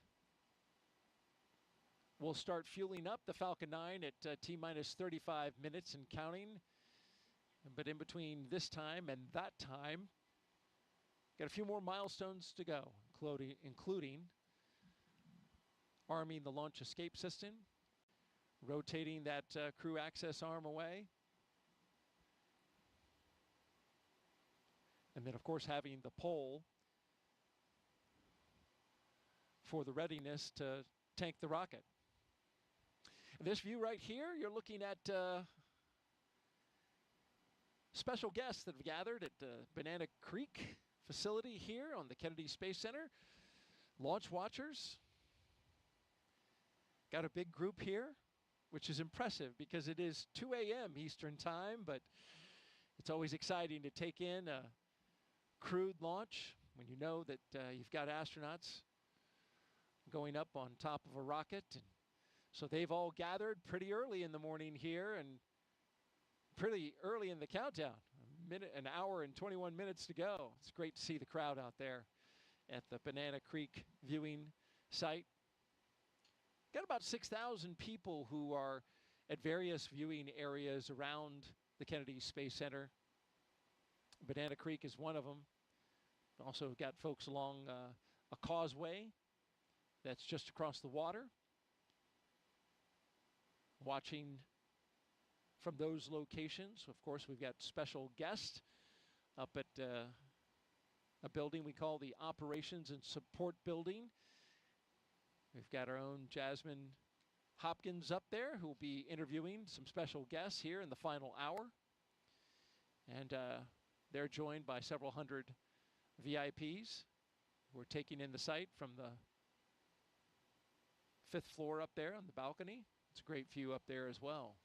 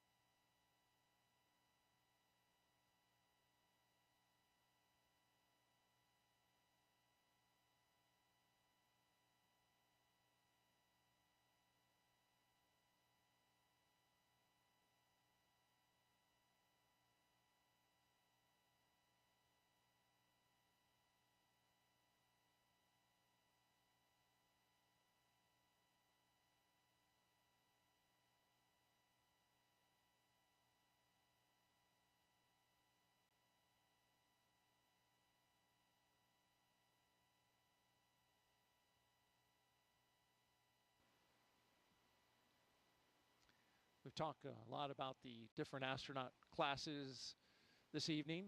Of course, our astronaut co-host, Jessica Meir. She's from the 8-ball class of 2013. Our crew tonight, the commander, Lieutenant Colonel Jasmin Moghbeli, is the only NASA astronaut going up on this flight. It's a multinational flight. but she is one in many and a highly accomplished group of astronauts selected in 2017 and nicknamed the Turtles. But I think for me what's really special is that we all just come from such a diverse set of backgrounds and experiences. We have scientists, engineers, people from all different walks of life. We're just really, really fortunate. The team that selected our class, I think, just did an amazing job at really looking at how personalities meld together. That's what I appreciate the most, is just the way that we're able to enable each other's strengths and lean on each other in ways that bring us together and bring us closer as a group. We all care so deeply about each other. We have such an amazing relationship across the entire class, and you know, just what an amazing group of people. We've been able to really lean on each other and our expertise in different moments where it's most applicable. Jasmin is an amazing person. Our class is incredibly close, and she is just an amazing leader, an incredible pilot, and a great choice to be the commander of Crew-7. And that's one of the biggest blessings of being up here for so long for me, is I'll have flown with pretty much half of my class. We now have a continuous turtle presence in space, which started with Crew-3 when Kayla and Raja launched, which we look forward to Jasmin carrying forward.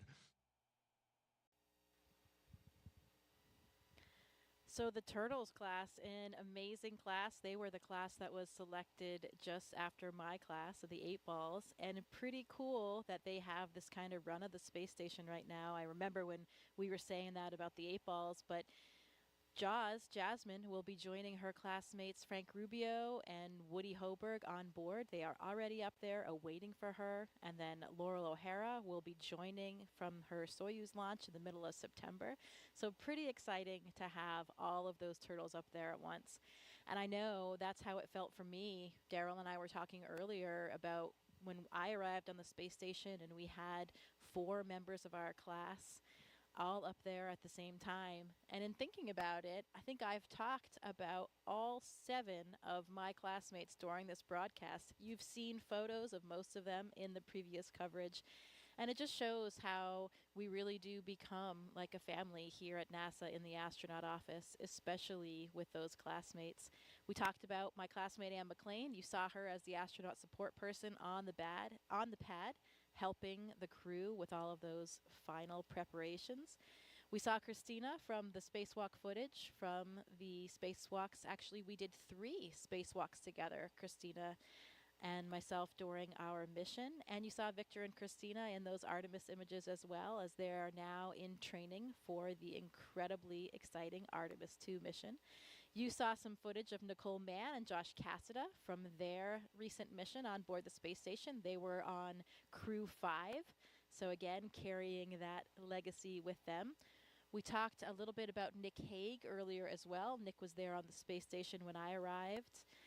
And I talked about Drew Morgan just recently with the Mighty Mouse experiment. Drew was the astronaut that I was up there. Actually, I didn't spend a day in space without Drew. He was there for the entire 7 months of my mission. I was up there for 205 days, so almost 7 months. He was there already when I arrived, so he was up there even longer. He had about a 9-month mission. So there you have it, all members of the class. We've been represented in this broadcast, but it's not about us today. It's about those turtles. So more about them. We are so excited to see Jaws on her way, headed to join her classmates, Frank and Woody, up there. You know, we have right now on the space station the 4 crew members that flew up on Crew-6, of course. That's Woody Hoberg, Steve Bowen, Sultan Al-Nayati, an astronaut from the United Arab Emirates, and also Andrei Fadayev.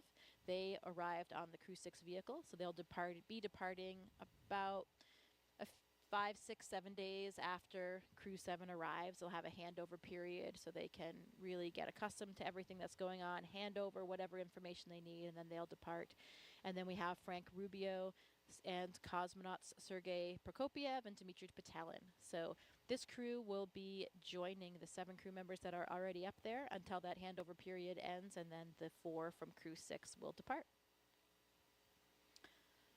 The Soyuz crew is scheduled to land, I think, September 27th. So Frank will finally be returning home from space back here to the U.S. And his mission was extended, so he will have been up there for over a year when he lands. finally, and he's going to break the record, right?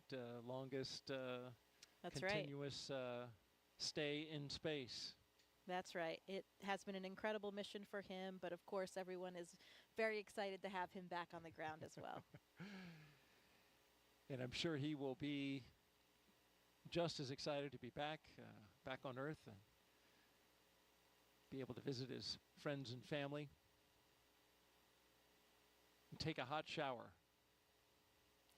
Showers are always very welcome when you come back. You know, you do get surprisingly, you feel very clean on board. I was surprised by it, but it's kind of like a sponge bath that we get up there, but you really do feel clean. And part of the reason why is you just don't feel as dirty as in space. You know, not even your clothes are really resting against you when you're in microgravity. Everything's kind of floating. You don't go outside and get sweaty in the hot Florida humidity like us sitting here in these chairs getting a bit hot. You just don't experience that because you're never sitting down.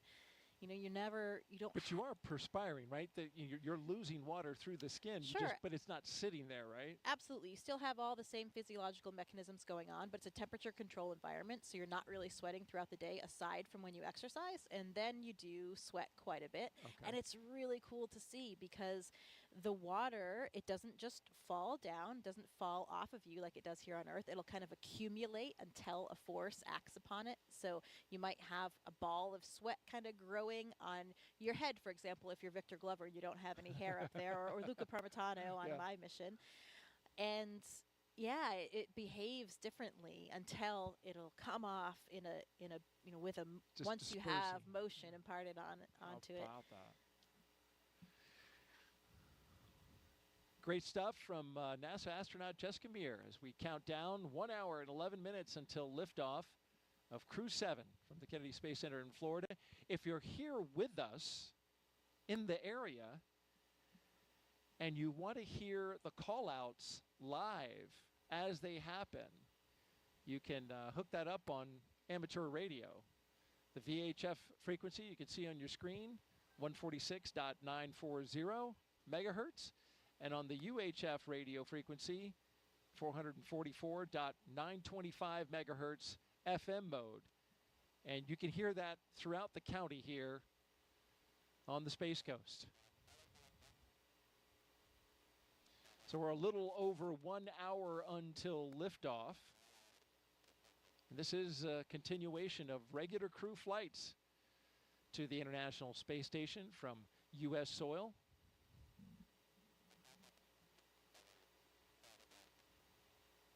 SpaceX's Crew-7 mission will be the company's 8th crewed spaceflight for NASA, following the crewed test flight Demo 2.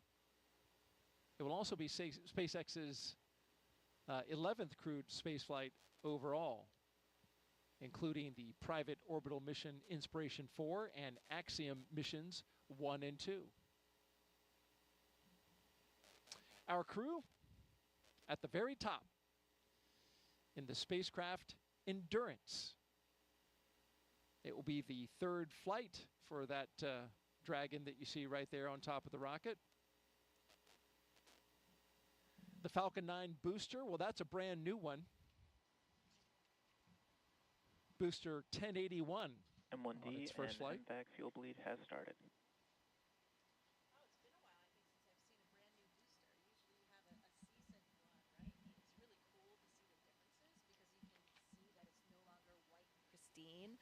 As they are reused more and more. Pretty cool to see.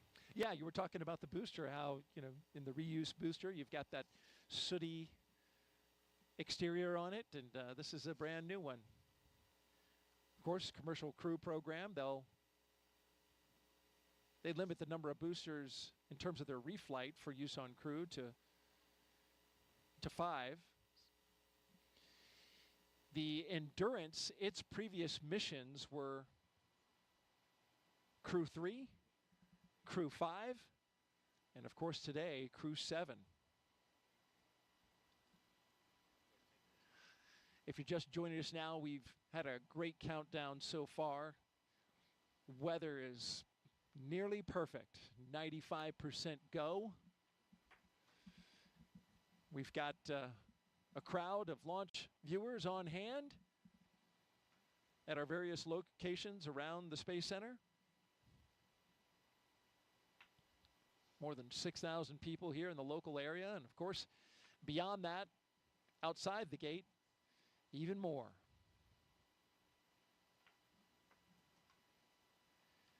Now, we mentioned this, once we get to an hour to go until liftoff, things will start really picking up.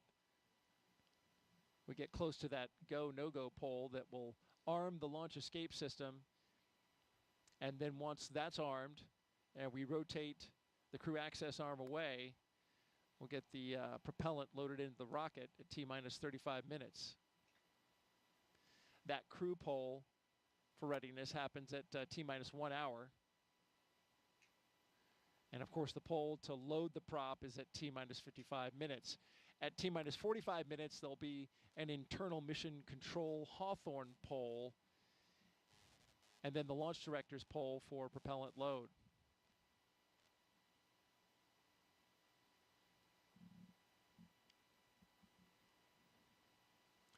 I mentioned the crew access arm. That'll retract when we get to T-minus 40 minutes.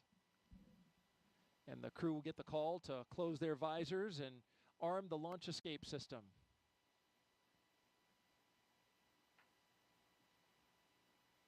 Of course, once you have the Falcon 9 being loaded with propellant, you want a safety system that will allow the astronauts to get off the top of the rocket in case anything happens, and that automated safety system is in place. What makes it work are 8 Super Draco thrusters that are on Dragon. They would fire and quickly separate the crew from the rocket. And they can do that either on the pad or during flight on the ride uphill.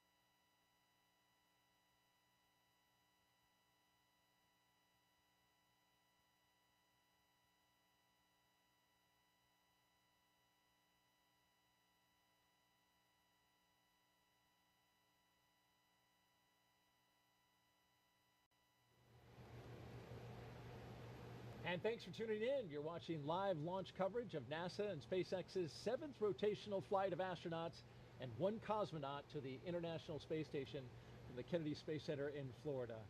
NASA astronaut Jessica Meir has been with us over the past 3 hours, talking about Crew-7 as they have prepared for launch. Also talked a lot about science and a phenomenal number of other fascinating topics. We really appreciate you being here. We're now closing in on T-minus 1 hour until liftoff. And your thoughts on how we've done so far? Things have been proceeding nominally, as we say in the space business. Things are looking good. The leak checks were good. Comm checks were good. The hatches closed. I think we're in good shape. And the weather, what did we say? A 95% favorable odds for weather. So looking good, and I'm feeling good about it tonight. What about you, Daryl? Oh, I am feeling fantastic, and it's good. We both got the positive vibes going. You mentioned the weather. It's nearly perfect. Liftoff time still holding for 3:27 a.m. Eastern time and 27 seconds if you're right down to the second. We're tracking no issues with the Falcon 9 or Dragon, as Jessica mentioned. The range is green. Weather, good to go. Over the past 3 hours, we want to review now what our crew's been doing, and there you see them. Jasmin Moghbeli, Andreas Mogensen, Satoshi Furukawa, and Konstantin Borisov. They have been getting ready to launch into space. Let's take a moment now to recap the overnight launch preparations. After waking up and having a meal, SpaceX helped the astronauts into their suits, as you can see right here, at the historic quarters suit-up room. Then the crew, well, once they got their suits pressure tested, they walked right out of the same path that every NASA astronaut has done since Apollo 7, waving to family and loved ones after getting inside their Teslas with the gull-wing doors coming down. Valve cycle to equalize They joined a caravan led by Center Security on a 20-minute ride to Launch Complex 39A. Big smiles all around. All the way around. And then following their arrival to the pad, they got a look at their rocket, and in they went, walking across the crew access arm and right into their spacecraft. And those big smiles you mentioned, Jessica, we just saw them right there.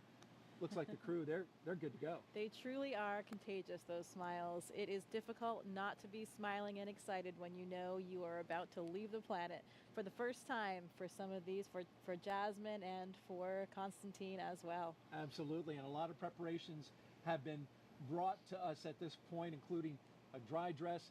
A lot of things have been going into this so to get everybody ready. Of course, we had a launch delay yesterday. We stood down for that attempt, but now we're good to go, and we expect to be launching at 3:27 and 27 seconds, our new T0. All systems good to go for launch. Now we want to have our Dragon team. SpaceX, you are go for Section 5. When ready, report go for launch. Dragon copies, go for Section 5. Okay, and with that call out at this time, we're going to expand our coverage. We'd like to welcome in SpaceX and NASA commentators joining us live from Hawthorne, California, where the SpaceX mission team is located. Welcome to Jesse and Leah. Thanks, Daryl, and hello to everyone watching around the world. I'm Leah Cheshire with NASA Communications. And I'm Jessie Anderson, an Integration and Test Engineering Manager here at SpaceX. Leah and I are joining you today from SpaceX headquarters in Hawthorne, California, as we count down to liftoff of Crew-7 just under an hour from now. And of course, Crew-7 is our 7th operational mission with SpaceX, flying astronauts for long-duration missions to the International Space Station. But it also comes with an important first. Crew-7 is the first mission in which every seat in the spacecraft is filled with a crew member from a different international partner agency. Represented are NASA, ESA, the European Space Agency, JAXA, or the Japan Aerospace Exploration Agency, and Roscosmos. It's also the first time an ESA astronaut has served as pilot of Dragon, so Andreas Mogensen is adding that to his list of accomplishments. The Dragon flying today will be making its 3rd trip to station, having previously supported Crew-3 and Crew-5. And much like on those missions, our teams will be staffed around the clock in mission control, which is just behind us, to monitor Dragon and the mission, not just today, but throughout the entire mission, from liftoff to Crew-7's arrival at the space station, all the way through splashdown when the astronauts return back home to Earth. On console or headset and mission control are 6 key SpaceX Our copies. 6 Crew key 7 is positions. go for launch.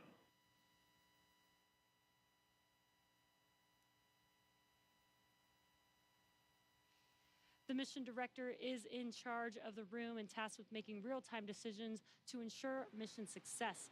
The person that you may hear talking to the astronauts, which we just heard a few seconds ago, is the crew operations and resources engineer, who you'll hear us refer to as the core throughout the broadcast. And the 4 additional team members are focused on vehicle systems, including avionics, navigation and control, software, propulsion, life support, and communication with ground support teams. Apart from mission control, our Falcon 9 team is currently located in the Launch and Landing Control Center at Hangar X. With less than an hour until launch, they are settling in for final checkouts, propellant loading, and for launch. And of course, NASA has its own team members at NASA's Mission Control Center in Houston, Texas, who have been preparing the International Space Station for Dragon's arrival. They recently gave their go for launch and confirmed the station is ready to receive Dragon and the new crew. Now, upon liftoff, today's flight to the space station will take almost 30 hours, with Dragon flying autonomously the entire way. And just like autopilot on a commercial aircraft, the crew always has the ability to take manual control of the spacecraft if needed. It continues to be a smooth countdown, and we're looking good for an on-time liftoff. Coming up at T-minus 45 minutes, the team will report their readiness for propellant load with a final go-no-go poll. In the meantime, NASA's Courtney Beasley is going to help us take a closer look at propellant load and launch go-no poll. Go-no-go polls open at 55.80, procedure 1.160. Thanks, Jesse. I'm here in the International Space Station Flight Control Room in Mission Control, Houston. What we have our sights set on today is low Earth orbit, which you'll sometimes hear us refer to as LEO. This is classified as orbits around Earth that are 1,200 miles or lower. There are a lot of satellites in this orbit, including the Hubble telescope and, of course, today's destination, the International Space Station. The space station's orbit averages at 260 miles above Earth, but varies based on its apogee or perigee, the highest and lowest points of its orbit. Being that the space station is 260 miles above Earth, crew members are too far away to make things out like cars, people, or buildings. But they can see other landmarks around the world, and the long camera lenses they use help them zoom in on familiar sights of our home planet.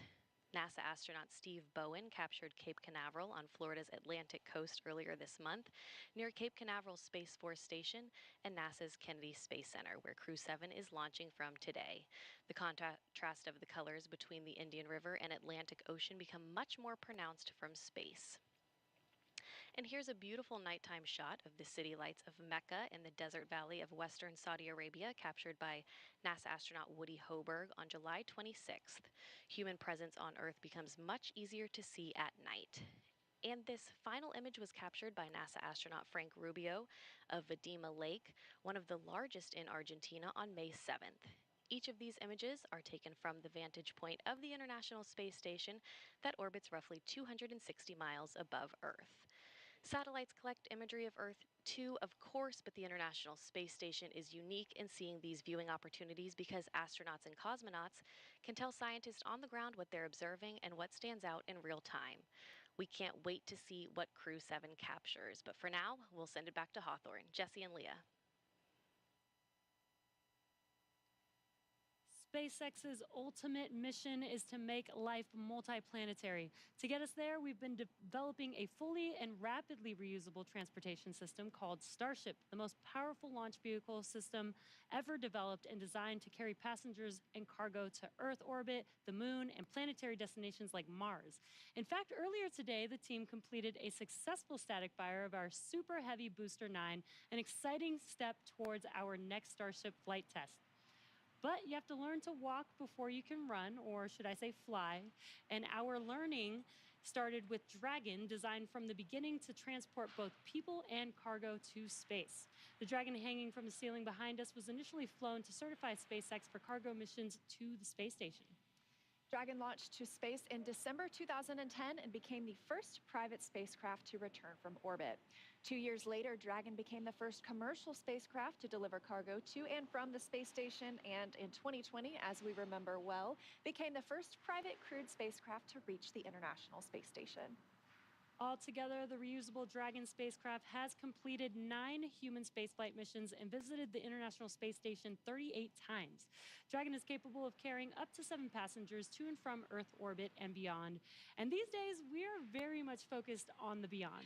Now, of course, we already have explorers on the Red Planet, paving the way for humans who will arrive in the future. NASA's Perseverance rover landed on Mars in 2021 after an almost 7-month journey. Its mission addresses high-priority science goals and also provides opportunities to gather knowledge and demonstrate technologies that address the challenges of future human expeditions to Mars. These include testing a method for producing oxygen from the Martian atmosphere, identifying other resources such as subsurface water, improving landing techniques, and characterizing weather, dust, and other potential environmental conditions that could affect future astronauts living and working on Mars. Now, of course, Perseverance also brought along another passenger named Ingenuity. This is the first helicopter ever flown on Mars. There's Ingenuity being deployed from Perseverance and those historic flights that we've seen so far. When the time comes for human explorers, they'll have to take everything with them for a surface mission. Building bases or even cities on Mars will require huge amounts of cargo and eventually crew. So we're designing Starship from the beginning to carry hundreds of tons of cargo into space and be able to be refueled in orbit. Before Mars, Starship will play a key role in the exploration of the moon. SpaceX is providing the lunar lander, which will return astronauts to the lunar surface for the first time in 50 years under NASA's Artemis missions. With the ability to deliver cargo and people to the lunar surface, we'll be ready to help humanity build a sustainable presence on the moon and learn how to live off-world before the next step to Mars. Today, however, we are going a little closer to home, and the work we're doing on the space station also paves the way to Mars, but it takes place in low Earth orbit. As Courtney mentioned, the area includes any spacecraft that orbits at or less than 1,200 miles from our home planet. That's pretty close in comparison to our moon, which is almost 240,000 miles away and is referred to as deep space. Deep space missions like future missions to Mars will challenge us like no spaceflight journey has before when we start looking to send humans millions of miles away from home. Long-duration missions on the space station, just like Crew-7, directly inform how we'll plan to support the first humans bound for the Red Planet on missions that could last months or even years. So we really look forward to those human missions to Mars. And right now we're paving the way with today's exciting mission, plus through Artemis launches to the moon. For now, I'll send it back to Daryl and Jessica at KSC. Thank you very much, Leah and Jesse. And to keep our astronauts safe while on missions to the moon and Mars, NASA is working to understand the long-term effects of living in space. Earlier, NASA's Jasmin Hopkins caught up with NASA's Chief Deputy Science Officer for our Human Research Program. One of the investigations launching on Crew-7 is nicknamed CIPHER, and it will study the physiological and psychological changes in up to 30 astronauts. Joining us now to talk more about it is Kristen Faub from Johnson Space Center. So Kristen, tell me about your title and the 14 different investigations that make up CIPHER. Yes, I am the Deputy Chief Scientist at the Human Research Program, and 14 research studies, all wrapped into one research complement called CIPHER.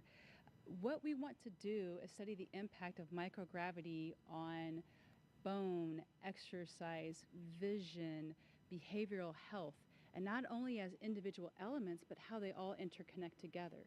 And not only do we want to study that, but we also want to understand the impact duration has on the human body and microgravity.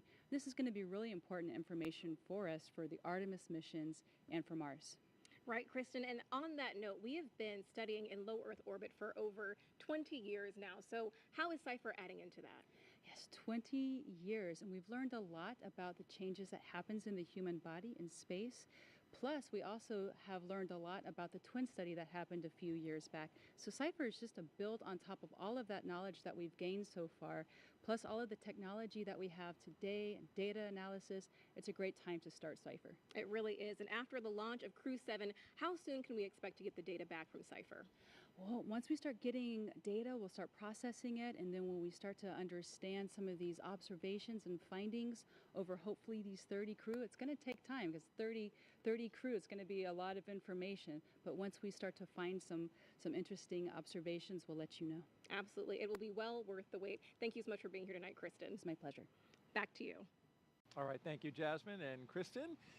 We're going to turn it over now to Hawthorne, California, and check in with our team at SpaceX headquarters for an update on the launch progression. How are we doing? Thanks, Daryl. I'm Ronnie Foreman, a commercial sales manager here at SpaceX. We are coming up on just about 46 minutes until launch, and our teams are carefully moving through the process to lift off. A lot of preparations have brought us to this point today, including a dry dress rehearsal and static fire earlier this week. For those of you following along, you'll also know that we stood down from yesterday's launch attempt for additional data reviews. But for now, all systems are looking good for launch. So next up, our launch director will check in with the team for readiness, both for prop load and for launch. The 7 SpaceX responsible engineers, often called REs, indicate that they are go by voting electronically. The launch director will also check in with the Dragon mission director, or MD, on the nets, and NASA launch manager to make sure that they are ready to move forward as well. And as Jesse mentioned earlier, the Falcon and Dragon launch teams, as well as key NASA launch members, are in the Launch and Landing Control Center at Hangar X in Florida. On screen, you have that incredible view of the Dragon spacecraft with the crew access arm still in the service position. The crew right now is on board Dragon, waiting to get the green light to stow the crew arm for launch and arm the launch escape system. Great shot of our astronauts there. Once the launch director gives the go-ahead, we should get a good view of the access arm as it swings away from the capsule. The range continues to be go for launch, monitoring the clearance area surrounding our launch pad, as well as the air and sea space along the flight corridor. And at Kennedy Space Center, weather is looking good for launch. If you're joining us on the ground in Florida, you know it's just about 82 degrees outside with light ground winds. Overall, we are looking good for launch in just about 45 minutes with a 5% chance of weather violation.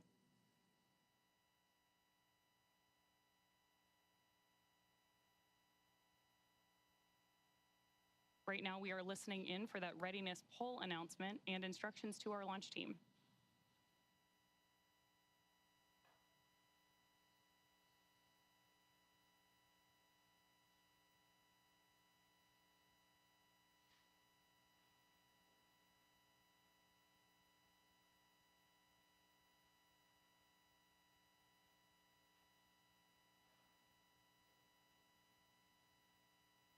Again, this poll is going to be the go or no-go to move forward with propellant loading for today.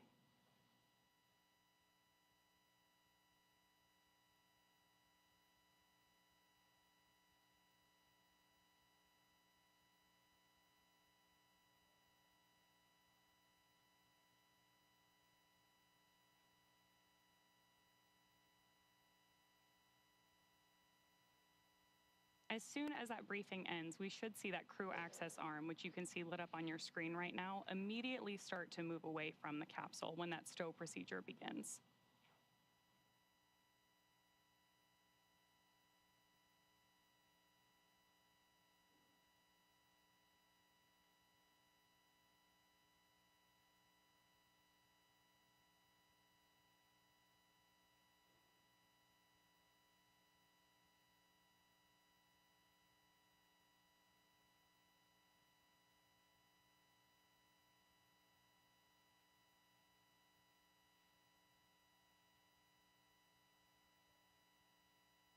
Coming up on just 43 minutes to launch.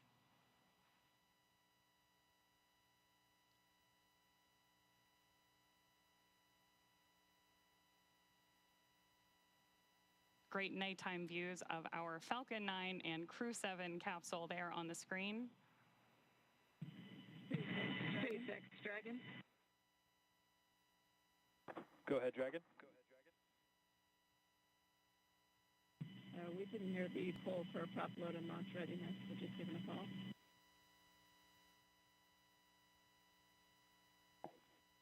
And sorry, Dragon, I just missed the last of your sentence there. Can you please repeat? Yeah, from Dragon, we just polling is complete. The joint NASA and SpaceX teams have polled go for LES arm, propellant load, and launch. For all operators in MCCX and Hangar X, both control rooms go into lockdown at T-minus 45 minutes and will remain in that state until the launch escape system is disarmed. All operators are to remain at their console, maintain a sterile cockpit until MD confirms successful disarming the launch escape system following orbit insertion or propellant offload in the event of a scrub. For non-urgent no-go conditions, brief the CE or LD and they will approve aborting the countdown. For urgent issues affecting the safety of the operation, operators shall call hold, hold, hold on the countdown net. Launch control will abort the launch audio sequence immediately and proceed into launch abort. At T-minus 10 seconds, launch control will be hands-off and relying on automated work criteria for the remainder of the count. Operators advise the launch director whether structural breakup or fires imminent or occurring per Dragon manual escape flight rules. Launch control at this time, you may proceed with arming the crew arm for movement. Copy, proceeding to arm crew arm for movement. And with that, we are moving forward toward launch. Propellant loading will begin in just over 5 minutes, but in the meantime, let's check back in with Daryl and Jessica. All right, thank you very much, Ronnie. Crew access arm retraction started. We now have crew access arm retraction. So if you look in your screen, you can see there the crew access arm moving away from the Dragon.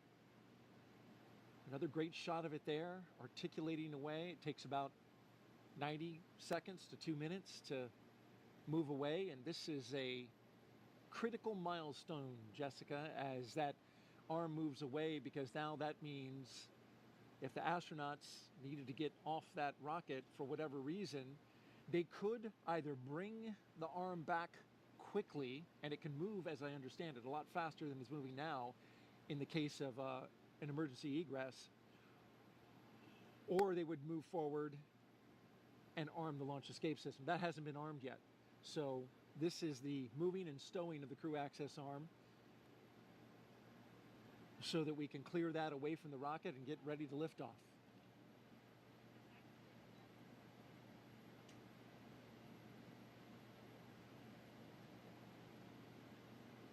After that, crew access arm retraction complete. We're now waiting to hear that Dragon is go for Section 7, closing the visors and arming Dragon, the launch SpaceX, escape system. You are go for Section 6, close visors and arm launch escape system. Well, they changed the number, but it's the same. Dragon copies, go for Section 6, launch escape system arming. Same milestone. I hear from previous crews that this system arms the very loud thump, so they can actually hear that on board. Which makes sense. You've got those engines, those Super Dracos, which are Dragon visors closed, arming launch escape system. right there next to their heads, right? You know, because Copy, your go. Right, and sounds like that was Jasmin saying she was ready to arm, and that command can be sent from either the ground or the crew, and the crew is sending that command now to arm that system. And that launch escape system is, of course, the system that will propel us away from the rocket, the crew capsule itself with the crew inside, in the event of any type of emergency with the rocket. And that is, of course, a system that we hope to never use, but it consists of 8 Super Draco thrusters on this Dragon vehicle that are used only for this abort. And we say we hope to never use it. We hope to not be in the situation, but we have had situations where we've had incredible in-flight tests. Unintentional, for example, there was the launch abort for the Soyuz for Nick Hague's first launch in 2018. Pretty exciting event, dynamic time, but something that showed us how robust these systems are. It performed nominally and carried Nick Hague and Alexei Ovchinin back to safety. Verified armed.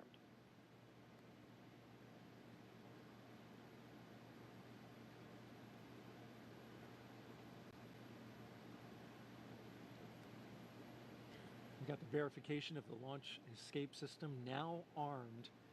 You mentioned Nick Hague. As I understand it, he counts himself having gone to space twice. That's right, or at least 1.5. But this system is now active. They do that 2 minutes before loading of the prop, since that, of course, then does present a more risky situation with that prop on board, and it will stay armed all the way through orbital insertion.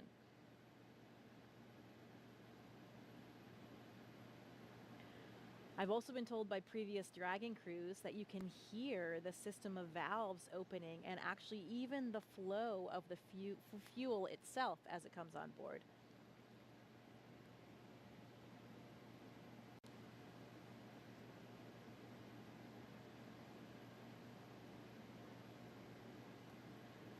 The scenarios in which the launch escape system would be used. F9 tanks venting for prop load in 10 seconds. Expect loud venting. There they are warning them about that, exactly what you just mentioned, giving them a heads up that they'll be hearing those sounds. Yeah, Victor Glover was telling me it's a very noticeable process. You can hear the opening and closing of the valves, and there are these low hums and kind of a fluttering sound as that super cold liquid oxygen and kerosene fill those large propellant tanks, first on the first stage and then on the second stage. Must be pretty exciting to be hearing those noises, knowing what that means and how much closer you're getting to liftoff. This is pretty unique in the launch industry, right? Where the astronauts are inside the Dragon, inside their spacecraft, as it's being loaded with propellants. That's correct.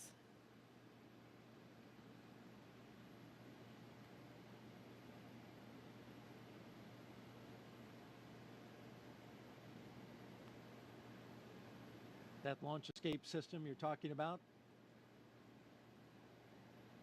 if it were needed, it can get the crew several miles offshore out into the Atlantic Ocean.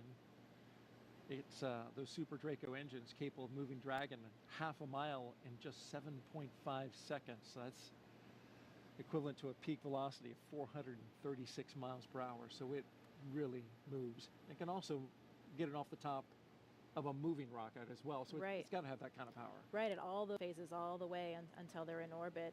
And that's one of the things that we protect for here as well when we look at the weather forecast. It's not just for the actual launch itself, but to protect for any of those contingency landing scenarios in the various areas where they would splash down in that event.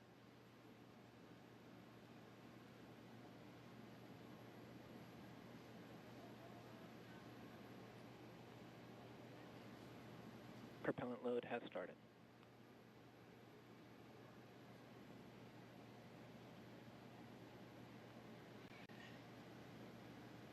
And so now the propellants are flowing into the Falcon 9 rocket, RP-1, refined kerosene, and liquid oxygen, the oxidizer. That part we can see externally because as the liquid oxygen levels rise inside the Falcon 9, it is of course super chilled liquid oxygen, highly densified, and it will super chill the skin as well of the rocket, and it'll condense the air around it. And there's been well over 200 Falcon 9 launches, so if you've seen one before, you're familiar with the sight. The rocket condensing that air, that warm, humid Florida air, which we have been enjoying this evening, at least with a light breeze. That's right. I think it's cooler than Houston anyway, so I'm enjoying my time here. Good, good. All right, for another update, let's send it out to Hawthorne, California, an update from SpaceX. Thanks, Daryl and Jessica. Now, before we send them to space, let's get to know our Crew-7 astronauts a little better. We'll start off with none other than the commander herself, NASA astronaut Jasmin Moghbeli, making her debut spaceflight. My name is Jasmin Moghbeli. I'm the commander of NASA's SpaceX Crew-7 mission to the International Space Station. Baldwin, New York is where I grew up. I always loved team sports from a really young age because you rely on one another, and that's something that I think is really important to know going forward in your career. I joined the Marine Corps. Sure, I wanted to fly jets. I thought you had to be a jet pilot to become an astronaut.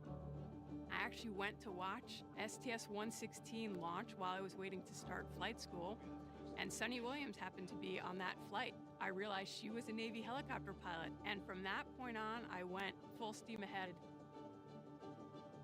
All four of us are so proud to represent what is possible when we come together. Ultimately, everything we do is to benefit the Earth.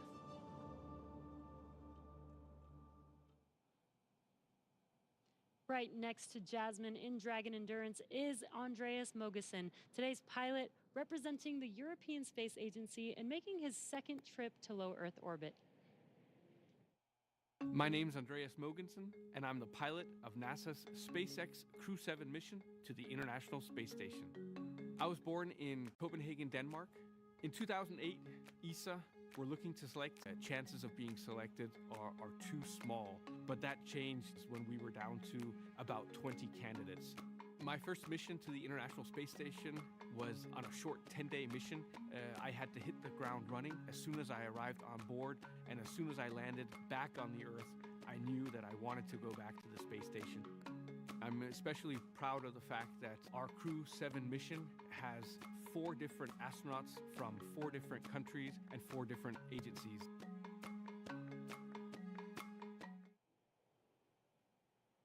Next up, mission specialist Satoshi Furukawa. This JAXA astronaut is no stranger to the space station after spending 165 days in orbit as part of expeditions 28 and 29 in 2011. My name is Satoshi Furukawa. I am a mission specialist for NASA SpaceX Crew-7 mission to the International Space Station. I was born in Yokohama, Kanagawa, which is right south of Tokyo. The first human landing on the moon when I was 5 years old. I thought it was a great moment for humankind. I had a longing for space from my childhood. The moment I was selected as a Japanese astronaut candidate, you are hired, you are selected. It was the happiest moment in my life. Crew-7, we are conducting many scientific researches on the space station to benefit future space explorers. I am very proud of being a part of this excellent team of international partners and also researchers, engineers, flight controllers, flight directors, and so on. Because working as a team and working together, we can accomplish the big mission.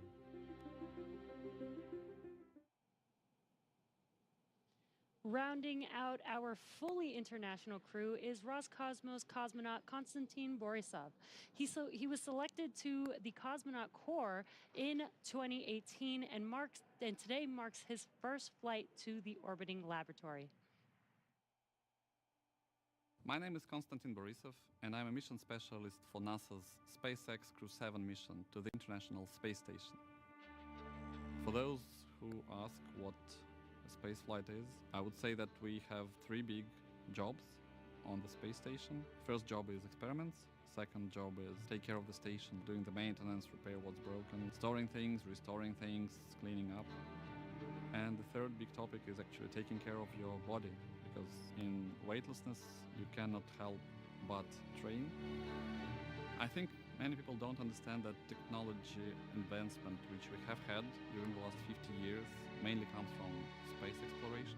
People get very comfortable with using their phone and have very fast computers, and space motivates us to create those advancements. I want to take part in it, and I want to put my small stone into this pavement which leads us to the new asteroids, to the new planets, and to the new systems.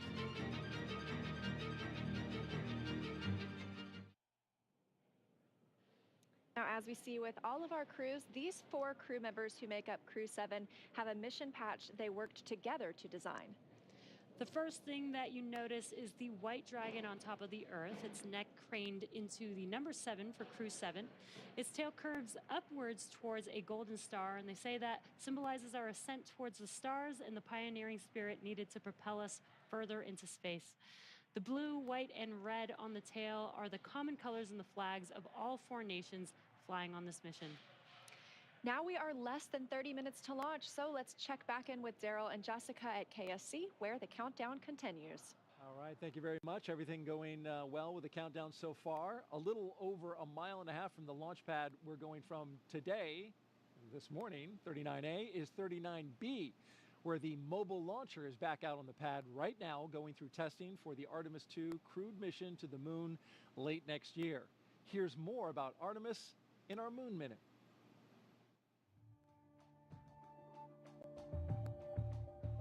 For the first time, Artemis II astronauts got an up-close look at the Orion spacecraft that will fly them around the moon.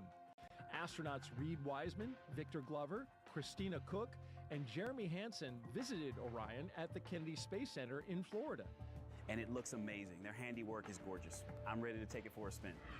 Until launch day arrives, the crew is training at the Johnson Space Center in Texas. They use the Neutral Buoyancy Lab, a giant pool, to practice safely getting out of a floating mock-up of Orion. And it's not an easy task. Navy divers in rafts will harness and hoist the astronauts into the air by helicopter, where they will be taken to a nearby Navy vessel. Back at Kennedy, we got a look at the brand new Artemis crew transportation vehicles. So the first 9 miles of the journey to the moon starts in these crew transport vehicles. On launch day, these fully electric, zero-emission vehicles by Canoe Technologies will reunite the Artemis II astronauts with Orion at Launch Complex 39B. NASA's powerful moon rocket, the Space Launch System, and Orion will carry them on the rest of the 250,000-mile journey to the moon. And that's your Artemis Moon Minute. And for Artemis updates, there's a QR code on the bottom left of your screen, right there, actually bottom right. You can visit, you can use your cell phone to scan it, or you can visit the website at nasa.gov/Artemis2. Earlier this evening, our own NASA's Jasmin Hopkins caught up with NASA Administrator Bill Nelson, who is here watching the launch from SpaceX's firing room. Administrator Nelson, today marks a first for NASA, the first time in a single launch that each astronaut represents a different space agency. So we have NASA, ESA, JAXA, and Roscosmos. What do you make of this diverse crew? Well, it's a sign of our times. We are an international program. For example, we're going back to the moon in order to go to Mars. It's going to be an international mission that will launch with an international crew. So too, tonight's launch is entirely an international crew, save for the commander, Jasmin, an American astronaut. And so here we go. Now, isn't it interesting that what space does in our NASA program, it unifies us. It brings people together. And this is so true with what we're seeing tonight. Right, and Administrator, you recently visited South America, and later on this year you're planning to visit India as well. Why is it so important for NASA to foster these international partnerships? They are delighted, indeed, eager to learn more about NASA and to partner with NASA. And so that's what we find when we go to another country. It's you that wants to see us. In this South American trip, we talked to the president of Brazil and Colombia about what NASA can provide in the way of information from our satellites to help them protect the Amazon rainforest from being destroyed, which is a high agenda item for those countries. Indeed, it's a high agenda item for the entire world. I'm going to India. India is one that we want to have a close relationship with. We've already been doing things such as science experiments with India. We've got our Dragon. While it's in free flight, the trunk can also carry unpressurized cargo, and on some cargo resupply missions, we use Dragon's trunk to deliver the new solar arrays that are being installed on the space station. As 1 million pounds of thrust on its first stage, thanks to its 9 Merlin M1D engines. Once the first and second 9 down as it prepares to re-enter the Earth's atmosphere. And then finally, the landing burn, that'll be over 220,000 pounds of thrust. The second stage will secure Dragon's entry into low Earth orbit before separating, leaving Dragon to continue its journey to the space station on its own thrusters. About 40 seconds after separation, Dragon's nose cone deploy sequence will begin, exposing its guidance navigation controls that help Dragon autonomously fly to the space station. With T0